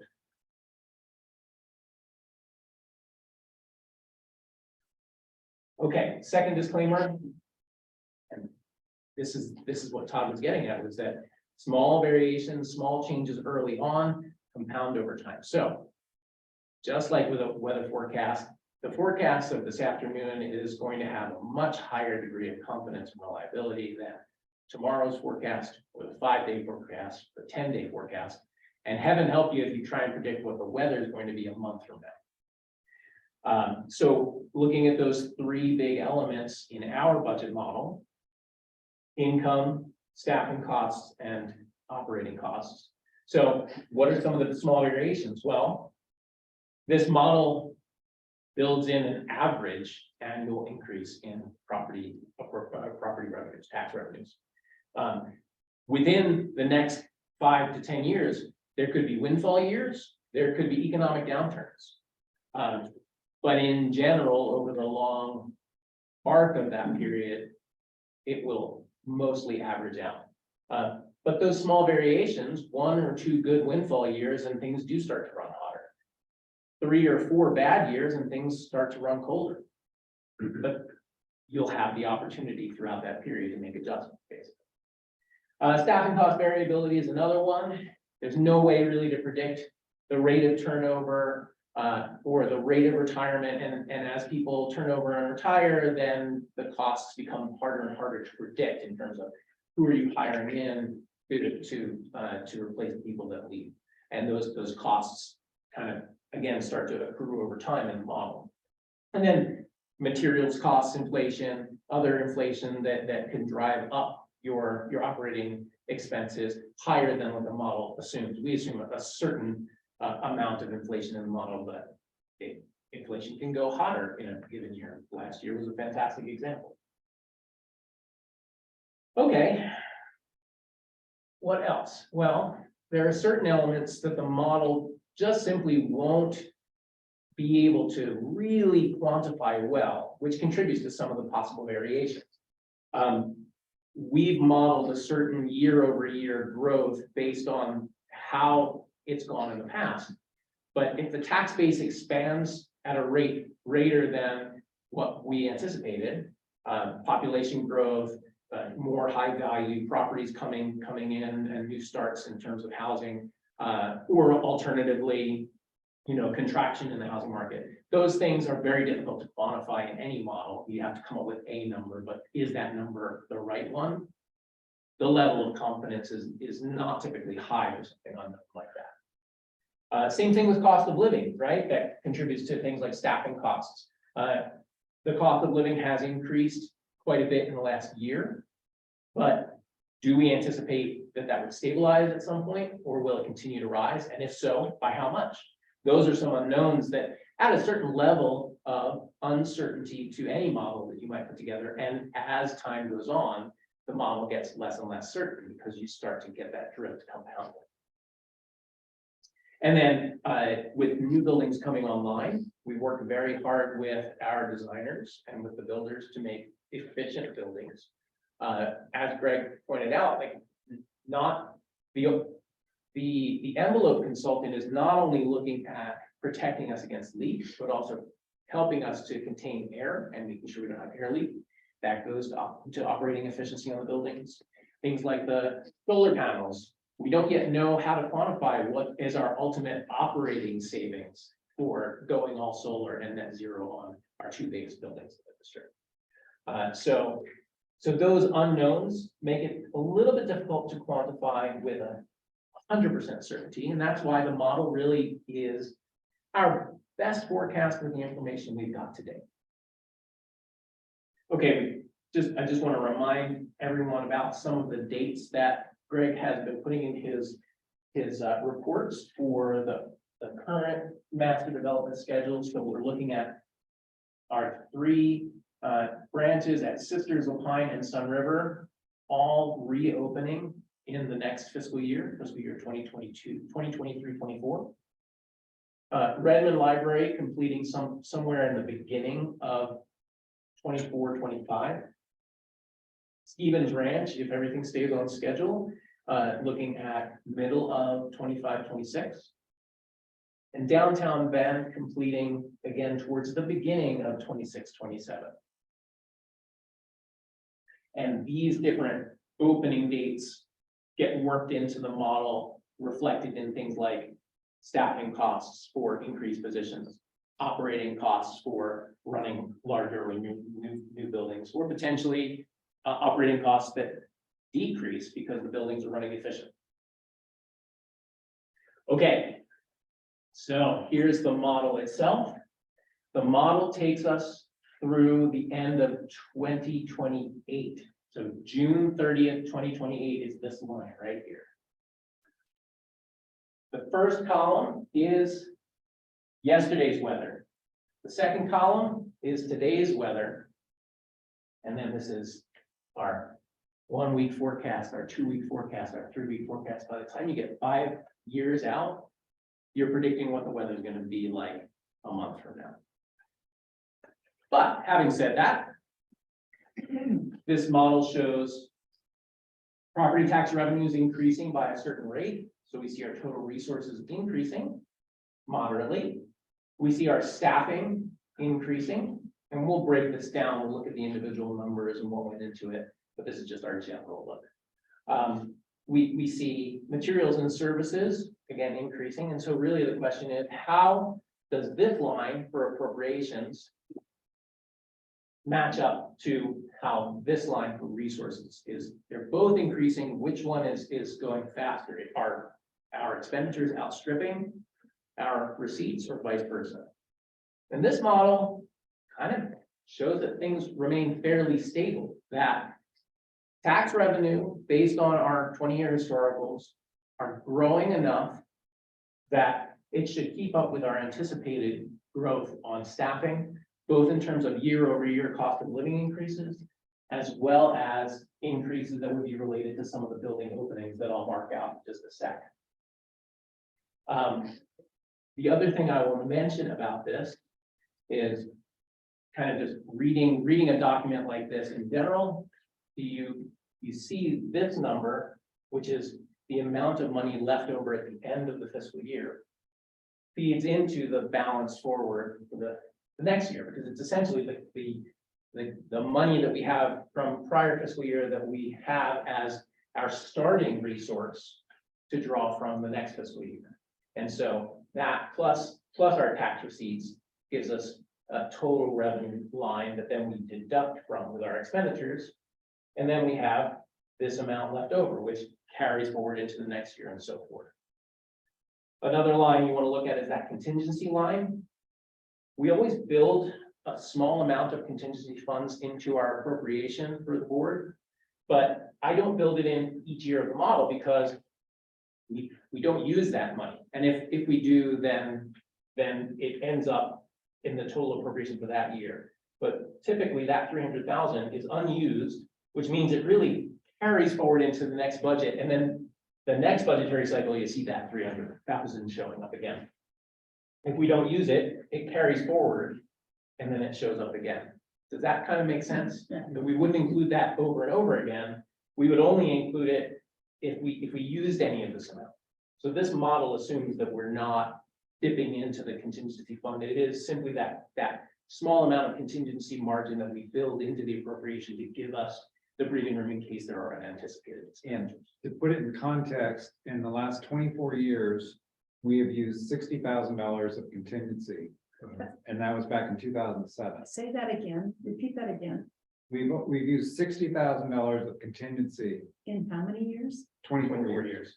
Just to kind of give you a sense of how Yeah. likely it is that we would have to keep spending. What was it used for? That we had an overrun on building the Sisters Library. in Which is something 2007. that you appropriate contingency for, right? That's an unknown quantity that we want to plan for. So a couple things to say about this as we move on. We'll mark out and note each of the building remodel completion dates. So we talked about Lapine and Sisters and Sun River opening at various periods throughout next fiscal year. Then Redmond reopening in the fiscal year 24-25, Stevens Ranch, downtown Bend. So what does that mean? On this side, don't I? Well, in terms of the model really starts to see staffing increases here because Stevens Ranch opens and then downtown Bend reopens. And so we're doing a certain amount of moving staff around when Stevens Ranch opens and downtown Bend closes. But there are going to be some positions that hire in here when Stevens Ranch opens. And then when downtown Bend reopens, then we'll have potentially more positions opening there. This current model, as I mentioned, doesn't include extending East Bend beyond the term of its lease.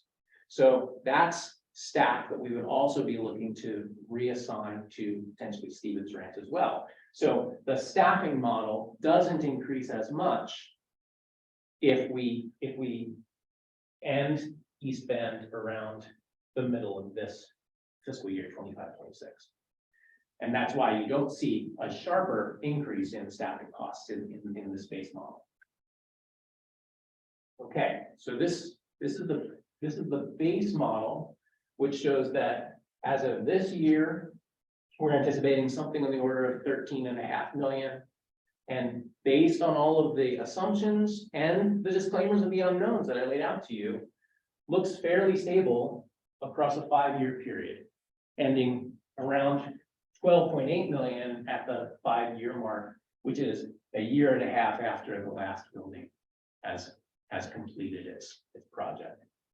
But my favorite thing to do with projections isn't well, what if everything goes according to kind of the middle of the road? It's to ask yourself the question, what can we do with that, right? Because what drove this initially, it was a question of, okay, so how does East Bend fit into this? So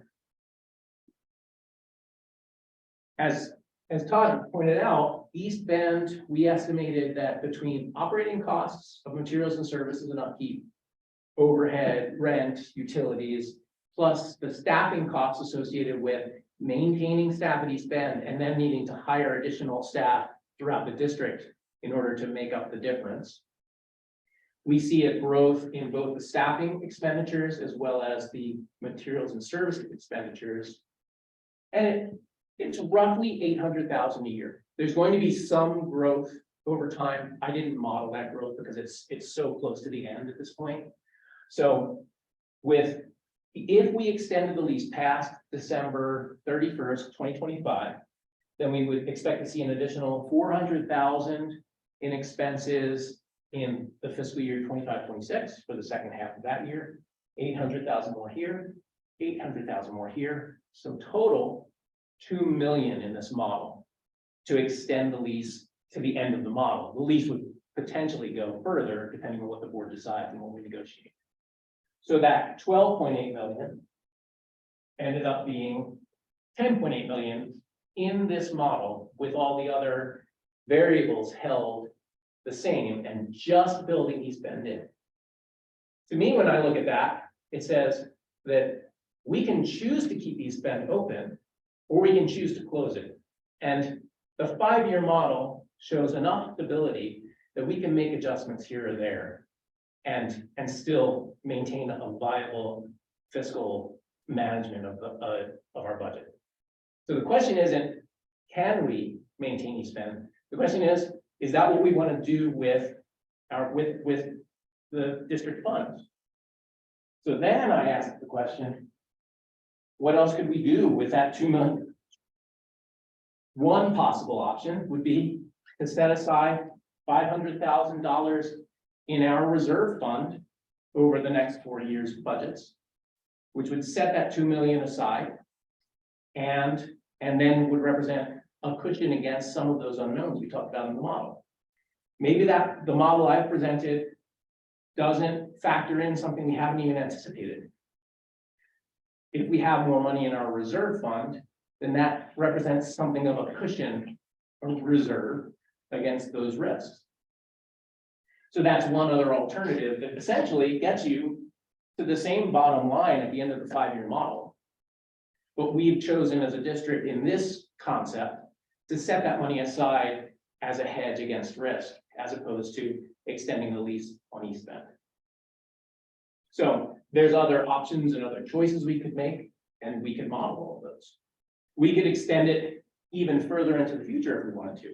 Although the further out into the future we go, the more all of those small variations and small unknowns begin to compound.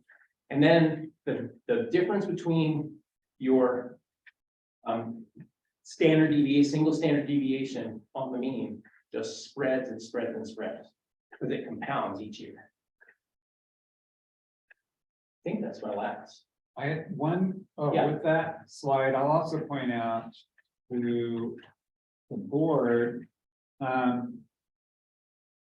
it's not really our goal as a library to keep that high of an ending fund balance. That's very high. And I should have said this at the start. Yeah. We're only looking at the general operating funds. So this doesn't look at things like grant funds or the reserve fund or the construction. And I believe we just looked at this last month, but the board is set that we should carry 17% forward every year, which right now would be about $3 million. So we're definitely above that, and that's a combination of, we were starting to build up, knowing that we would have more staffing costs with the new buildings, and then COVID hit. And our expenditures dropped incredibly over the last 3 years. And so that number is, that 14 million carry forward that we have right now is much higher than we had ever planned on or wanted. So that's just another piece for the board to think about as we move forward, is in some way, we should be lowering that number. So lowering the carry forward, Yeah. Yeah. And the way you would do that is you would set aside funds okay. and retain that. And, you know, potentially identify projects to use those funds Okay. and retain a portion of that against risk. One thing to think about is that the reserve fund, this is certainly why we built it up in the 5 years, was the reserve fund was intended to be there to help to fund a land purchase, right? We purchased Robal Lane. So that reserve fund, if we build that up, gives us the flexibility and the freedom to make a cash purchase on other land if that's what we decided, or on developing, you know, some other project that required a big investment of capital that we did not want to take out of general fund. So I think, I mean, to me, that's the question is, what's the best use of money to provide the best service for the district. And looking at that, not necessarily through the lens of the past, but going forward. So it's like, okay, if we have these facilities in place, then what's best use of the money? Is that fair? Yes, and I would also say, some good news for you is, obviously, we are very stable. We're at the height of our funds in our 103-year history. And so that's good news. And actually, really, it's good news moving forward past the new buildings, because we have options. And we've talked about different options, like doing mobile services, doing kiosks. And these are all things that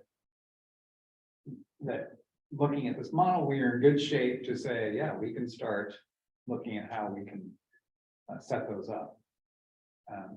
And I'd say, and the goal for this is information, not to have you make any decisions today.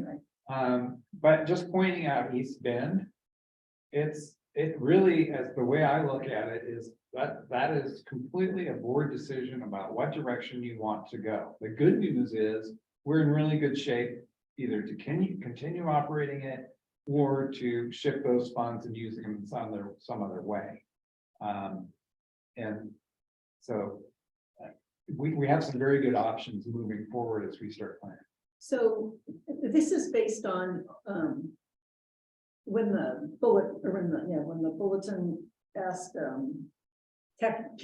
readers to make comments about, closing or keeping East Bend open. And one of the letters that we received, was from a woman who suggested that since East Bend was so close to, the Stevens Ranch library or property, she actually proposed, what about thinking about opening another place in another part of and so is that something else we could think about with these funds? Is that a possibility? And I would go back to kind of what you've probably heard me say it about 4 times, is what I would recommend is we get into these new buildings and really see what. No, those and I impacts are. understand that. But yes, I think that's the way that as the board that I would look at it is really almost saying, stopping and looking at our community and saying, where are we missing opportunities? Right. And what will that look like? And that'll probably play into the East Bend decision as well.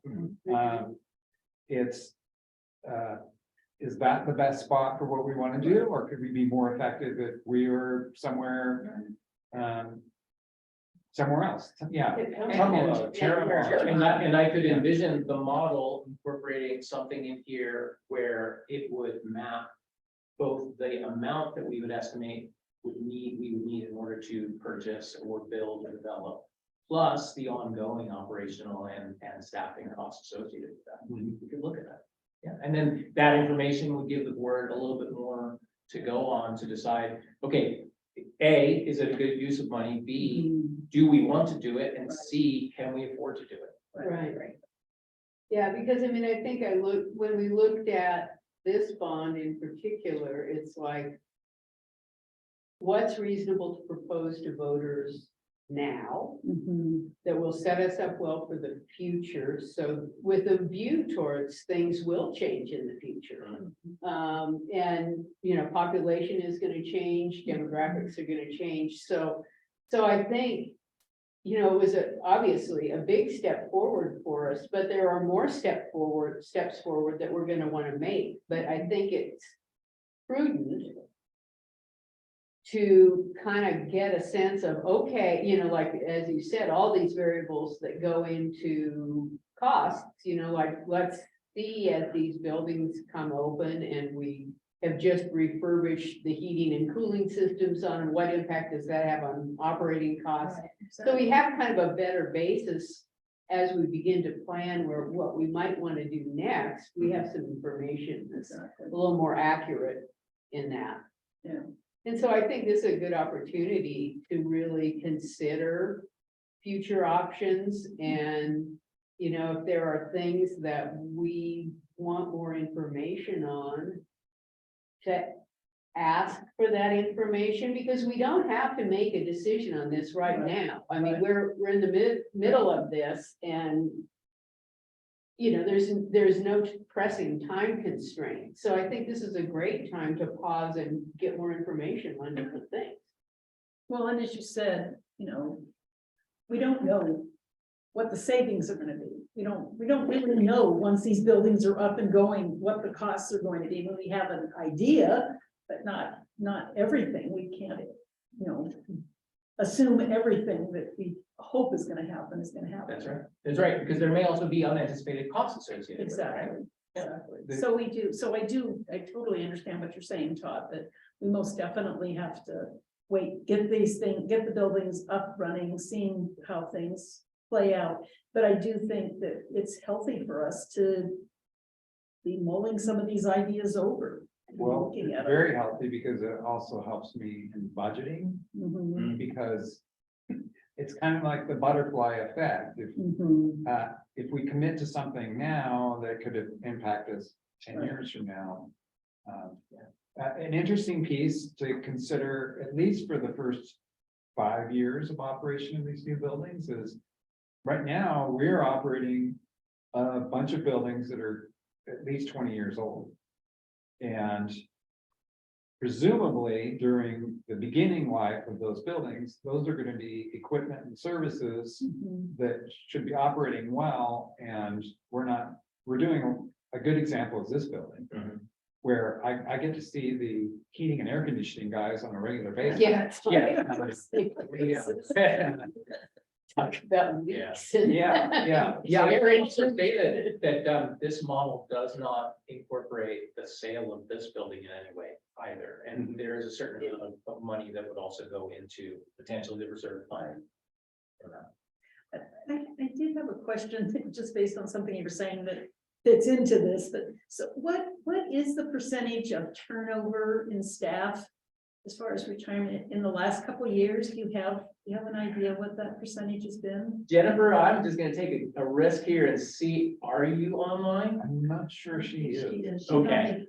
Oh, she's on vacation, okay. No, All right. we do know those numbers. We do know those I just numbers, don't but- have- Okay. We as an organization, Okay. we don't know. Yes, the top I right. understand. Yeah, she just reported on it. So that's recent. She did, yes. That'd be, I'd like to know that. at some Mhm. point in time. That'd be Yeah. good. I have a quick question, and it kind of fits into this, is Redmond will be opening probably first. So just kind of a ballpark figure, how many new positions will we be hiring for there? I know we're increasing the size of the library, so it makes sense that we will be increasing staff then. I know there's movement with staff because of, you know, all of that, but just kind of an estimated guess of We new have, staffing we positions use we that might for this need. modeling, so I don't know. I can do that. An interesting, and this kind of falls into, we did use an estimate there, but there's also an impact that we don't know. Mhm. And, but it is very common with new library buildings is the usage jumps up significantly. And so that'll be an interesting one to Right. watch, where we may have modeled X number of staff. Do you have it? Yeah, I have. Oh, yeah, go ahead. Yeah, so anticipating with Redmond, and what's great about Redmond and the size of its building is that we do have downtown Bend kind of as a sample. Because we've lived with downtown Bend now for over 20 years, knowing the ebbs and flows. And just like Todd said, when you first move in, that first, 6 months, it's gonna seem like it's chaotic, but then when it settles down, what do you need? So that's the balance. Yeah. But really anticipating anywhere from like a 10 to 11 FTE in that library. And again, as far as like bodies go, it'll be more bodies, if you will, or people. But the FTE we're looking at is 10 to 11, and that would include supervisor. Is that is it a 10 to 11 increase No. or total? No, it is Total. not. That would be total. And what's Like the right first- now, for example, we have uh, 5 FTE Okay. at the Redmond temporary location, because when we moved, some people opted to go on and do other things. So when we get ready to open the Redmond Library, for example, we will start looking at staffing that building and starting it. So if we need to hire 6 more FTE of PSS, that could equate to 7 or 8 people, for example. Don't quote me on the numbers, because I'm trying to read I'm going through the people in my head. I hope I got everybody. Yeah. If anybody from Redmond's listening, sorry if I forgot you. And these are some of the nuances with the model too, because I actually held staffing at Redmond Mhm. close to what we had Yes. before Mhm. the staff size went down in the move to the temp space. Right. So I just kind of kept it there and then modeled more like only 1 or Yeah. 2 additional positions, but comparing it to existing Redmond staff count. And thank you for mentioning that, Robert, because the other thing too is as we move through these buildings, I mean, and sticking with Redmond, we've got some great creative spaces there. And we plan on doing some 3D printing designs. We have an amazing meeting room space. So we will be hiring staff that we currently don't have. Because we'll need that expertise. Right. And they might do multiple things. And maybe the PSS that we hire will also be doing that as well. So again, that doesn't reflect the staff that we don't, Yeah. we anticipate we need, and as we move closer. And this is also where things start to really intersect and connect, because I believe at this point, several months ago, we talked about the strategic plan that we've developed, and part of that is reimagining what does the organizational model look like with these new buildings and some new services and spaces. So Lynn's working that currently, and so as that develops, we can take a fresh look at the predictions here to say, okay, so how does that change in terms of staffing and staffing costs? So Lynn, about how long do you think it will take? Because you said it's gonna be a little chaotic in the beginning, because you're trying to project, Yeah. you don't know exactly what, so. On the average, looking at other library systems, about how long does it take to level out to, where you actually know what you need for staffing? I haven't really actually looked at other library systems, for Okay. example. What we experienced here in our history is when, and some of you were, when downtown Bend opened, we know what that happened from in November of 1998. We experienced that, and then East Bend, we had our experience opening East Bend and how that was a very, right out of the gate was very busy. And then it kind of tapered off and evened out over time. So we have our own experiences with that and can learn from that. And we still can ask other libraries, but I think it depends on on what you're being offered and who's being offered, and then what the history will tell us in our own learnings as well. Yeah, we have some control over that too. I Yeah. mean, so we could go with the Cadillac staffing model or the bare bones staffing model, or this is what we think it will provide, that will provide really good service. Yeah. And it's in the middle somewhere. And I was saying, honestly too, again, looking at Redmond and then Stevens Ranch and downtown Bend in that sequence, when Stevens Ranch is ready to open, downtown Bend will be getting ready to close, so we can shift our staff Right. there for the time being while downtown Bend's being modeled. So it is a lot of movement, but Again, it's like juggling balls. Yep. And you guys are doing a good job of keeping them from not falling. Yeah, well, there are a lot of, I really commend you, Robert, for this presentation, because you really, I think, explain things clearly, including the variables and what effect those variables have. So it is it's complete, yet it's an exact science, and the further out you go, the more. I have to inexact say, it becomes. last year, I don't know if it was special district, but I signed up and took a budget, online budget, was it through the special districts? It may have been, yeah. You did such a, number one, I understood what you were saying, because I took that workshop, but you're the one who should be doing that, because you explained it a lot more clearly. Well, no, good on you for taking that training though, because like there is a certain amount of assumption of a fundamental understanding whenever you do something more complex, Okay. right? And so without that basis, this wouldn't have been as much impact for you. That really, Right. I'm glad I took that version up because I understood it much better. Well, and going back to old board history, George Reiser was always the budget guy. And he always focused in on, like, what are the assumptions of this budget is based on? What are the assumptions for tax revenue? What are the assumptions for staffing increases? You know, and that's, I mean, really, if you don't pay close attention to those factors, your entire budget can look great on paper and it can be totally inaccurate. So, Yeah. I mean, those assumptions are key. For sure. And the standard disclaimer from any financial perspectives, right?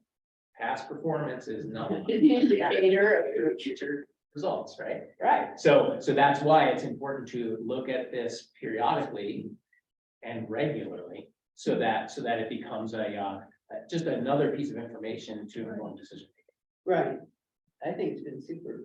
Yeah, I'm really useful. glad. And you surfaced the question, so I thank you, Anne, because it's a great question. Did it provide information? It did, and Robert, I know we hear from Greg.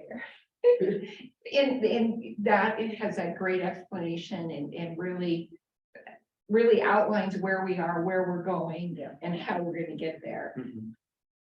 This is, the next. Yeah, that's other another way. layer, yeah. So I would love to see us revisit I'd this be happy to. on a regular basis, so we Yeah. can see the whole picture. Exactly. Like, how would it adjust? Right.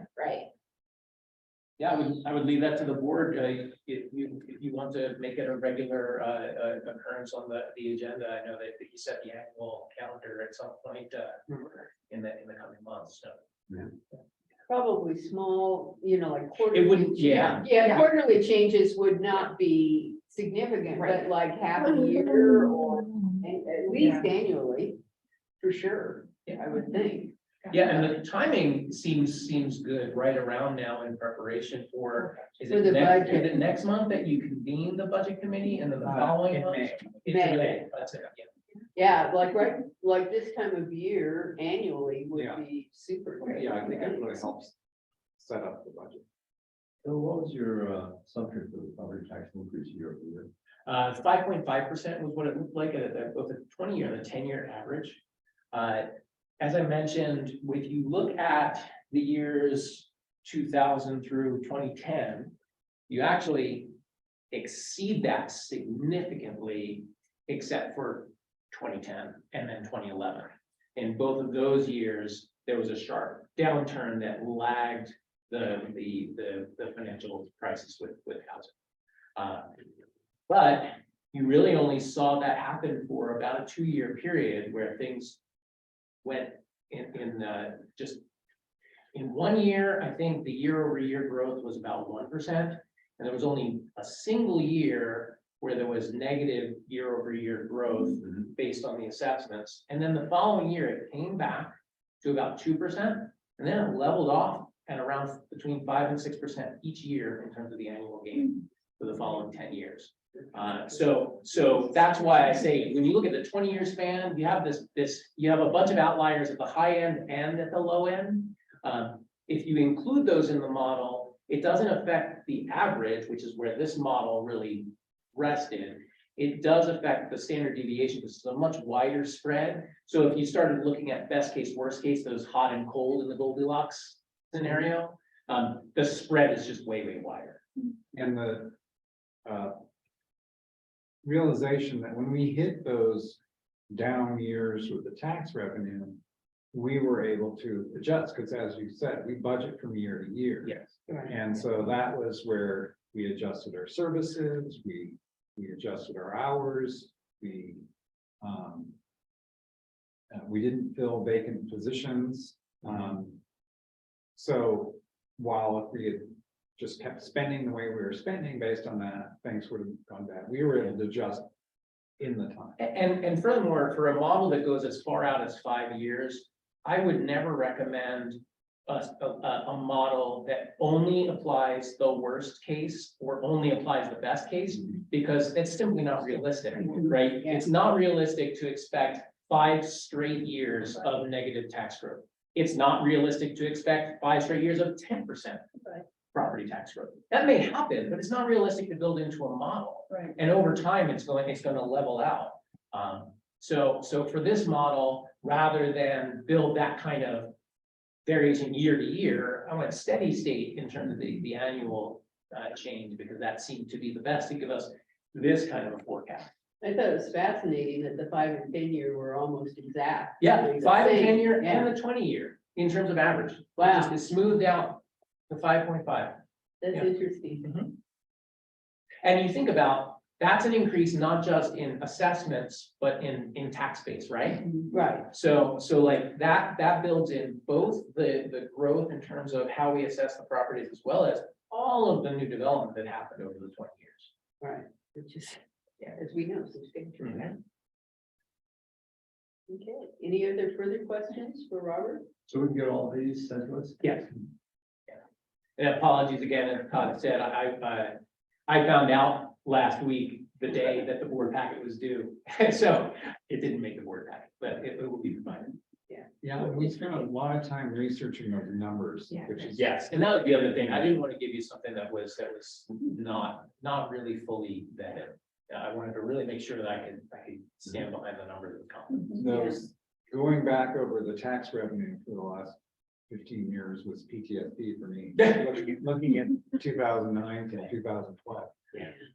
I should also provide one parting disclaimer, and that is that the numbers that you see in these projections will more than likely be different than the numbers you see in Todd's 2-year projection in the budget, because when we put together a budget, the purpose of that projection is different. It really is more focused on the worst case, right? Even if worst case happens in the next 2 years, are we staying committed to the board policy of maintaining a viable financial operation through that period? So the numbers will likely be different than what you see here. This exercise is, I think it's using that worst case scenario was helpful in just showing that, yeah, we're okay in 3 years, but I see our budgeting going more towards using the historical numbers to help us, because like I said, if we go to the worst case scenario, we will be paralyzed. It'll look like if you buy one extra ream of paper, we will be bankrupt in 10 years. And we can't operate that way.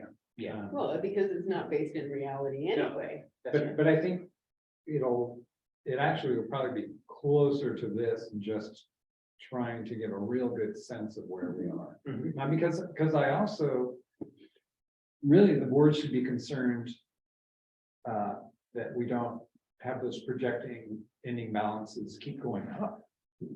Because at that point, the taxpayers are giving us money to offer a service, not to hoard money. Not to say. Right. Yeah, Yeah. and so that'll be an important part for us as we move forward, is making sure that we're making plans to spend those Well, funds. and making sure, but that's, I don't know, this staff, I really realize that they're always thinking about new ideas and bringing new ideas and thoughts and how to improve different things within the library. And so, I mean, I think you're right, it's a balance. And we should most definitely, as a board, be making sure we're spending the money appropriately for what the community needs. But I really feel that our staff has such an excellent understanding of what the community needs. And they do a good job of bringing forward different ideas. Oh, yeah. Yeah, so we're in a I'm not worried about position them. to implement those or to try new things because we've got a reserve. Well, it's just like personal finance. I mean, it's, if you have savings, you can afford to Exactly. capitalize on opportunities Exactly. without endangering the fiscal health of the I mean, look organization. at all the new ideas that came forward in the last couple of years. There's been such a huge abundance of new ideas, new programs for for DPLs. So it's Yeah, and I feel great that we have this reserve now So that as these new buildings open and we have opportunities, we see opportunities as we see how people are using them, that we can, that we can Exactly. react to those opportunities and capitalize on. I think it's great. Well, Thank if you any so other much. follow-on questions occur to you, This was please great. let me Yeah, know. thank you. You Yeah. gave us lots of food for thought. And as I said at the beginning, if there are other areas the board would like to know more about, we're happy to go into those. Especially the more planning time, the better. That was a weird 2-week break between Right. board meetings. So Yeah. it's very unusual, but, yeah, very happy because that's exactly where we want the board to be, is to be as informed as possible to make the best decisions as possible. So thank you, Anne, for asking your question. Yeah. Thank you, I thought Robert you'd and be Todd, careful for what you putting this together. No, it's, no, yeah, but no, it's great. And it's, appreciate the effort. and it's a perfect run up to the budget. It was, So, Yeah. I think we should do, I think this should be part of the annual calendar personally. yeah. Okay. Do you have library news for us, Todd? Most of it's been given away, but definitely the groundbreaking on Saturday in Redmond at noon.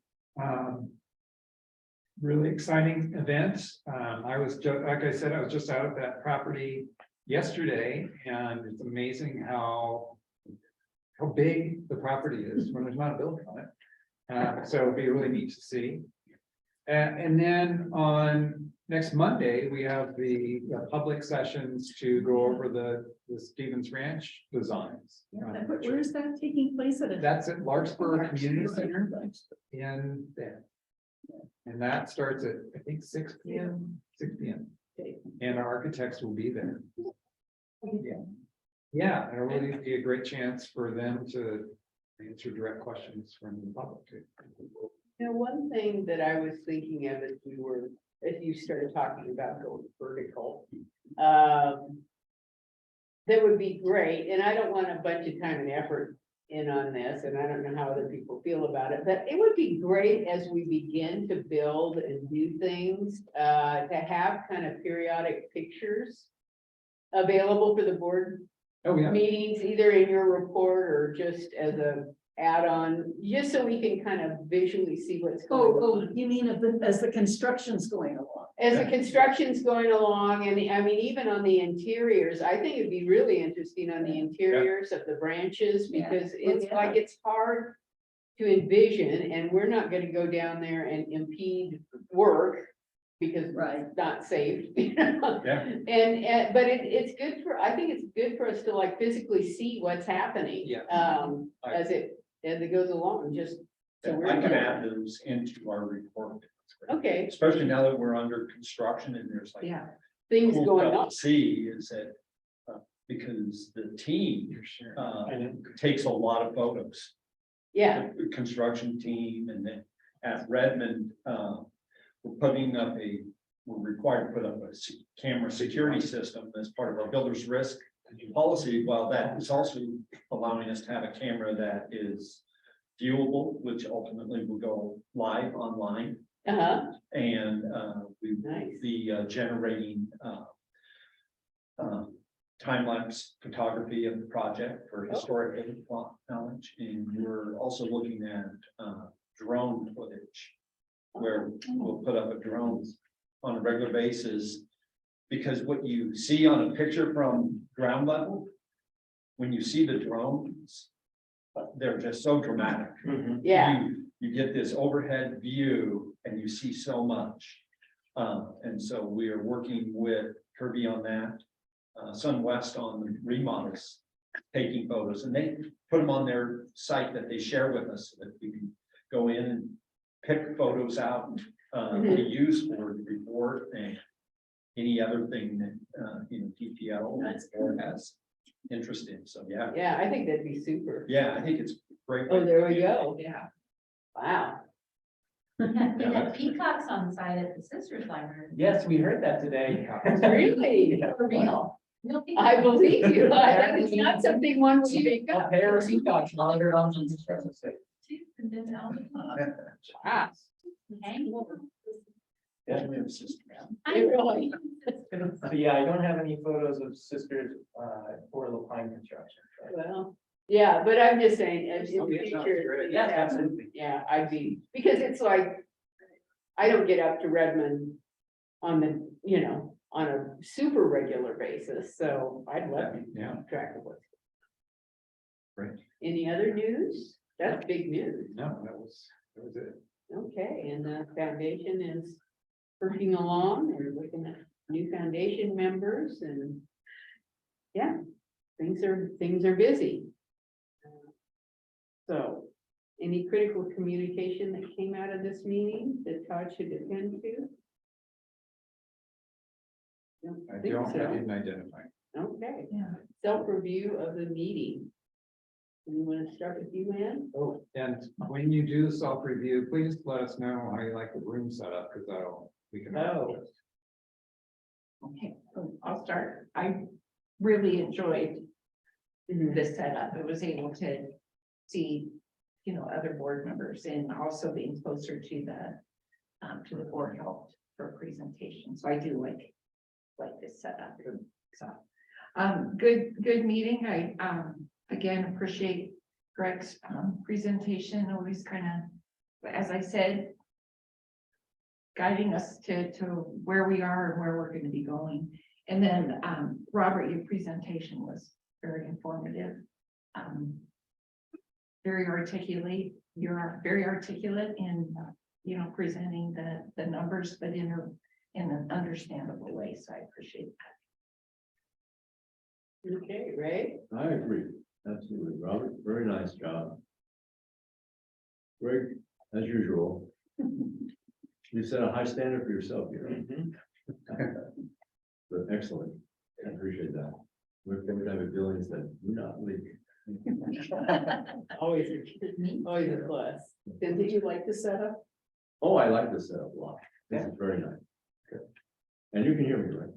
I like the setup. I can hear. Yeah, that's So, important. I mean, because I never can hear the people at the end, but because you're across from me, I can hear you, so. Greg, I have to say, you are well worth every penny we have spent. As far as you were one of the best decisions I ever voted for on the board. You only I know the think, half. I really feel really lucky that you're there working for us. And, we don't know, we can't know everything that's going on. And even if we did hear it, I wouldn't understand 90% of it. So anyway, I really appreciate you and your reports. And as I said, I think we're well worth every penny. And Robert, that was excellent. As I said, you should have done the presentation for the budget thing that I went to last year. It was a good meeting. Yeah, And Anne, thank you for asking the questions so that we got that. yeah, I agree completely and, yeah, and I think, I agree exactly with what everyone has said and, I think it makes me have added confidence.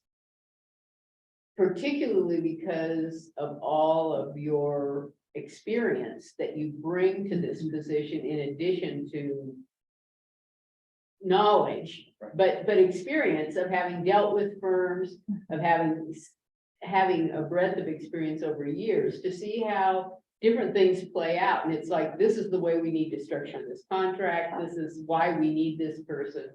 I think that's invaluable and it really makes me feel great when you report how well the team is working together. And I mean, I think that just speaks to our decisions all the way along, that we've hired people that are collaborative and that are working together to design the best buildings possible for the least amount of money. And so we're spending money where it's really gonna have value and because we're collaborating early, we're avoiding problems that could cost us more in the long run. So I think it's fantastic.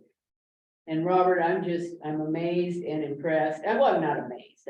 I didn't doubt you could do it, but I mean, that's a lot to pull together in 2 weeks and it was really thorough and really well explained. So thank you you and Todd and all the rest of the staff, because I know everybody was involved in working on that, and it was really good, and there's this food for thought for the future, so thank you. Great meeting, and I like the setup also. I'll add, since we're all dumping on Greg right now. Yeah, I'd be in the loony bin right now if it wasn't for him, but one neat thing, Chantal and I were out at the construction site for Redmond. And that is a meeting where we were meeting with the architects and the design team and the construction company. And it was great. Our head construction guy in Redmond turned to us and said, these guys are really good.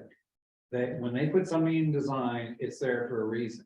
Most architects, you're trying to figure out if they even know what they're doing. And the funny thing is, we said, well, that's great, because the architects said the same thing about Kirby Nagelheim. And it's been really exciting to see. I get to see on a first-hand basis a really efficient and effective team at the library.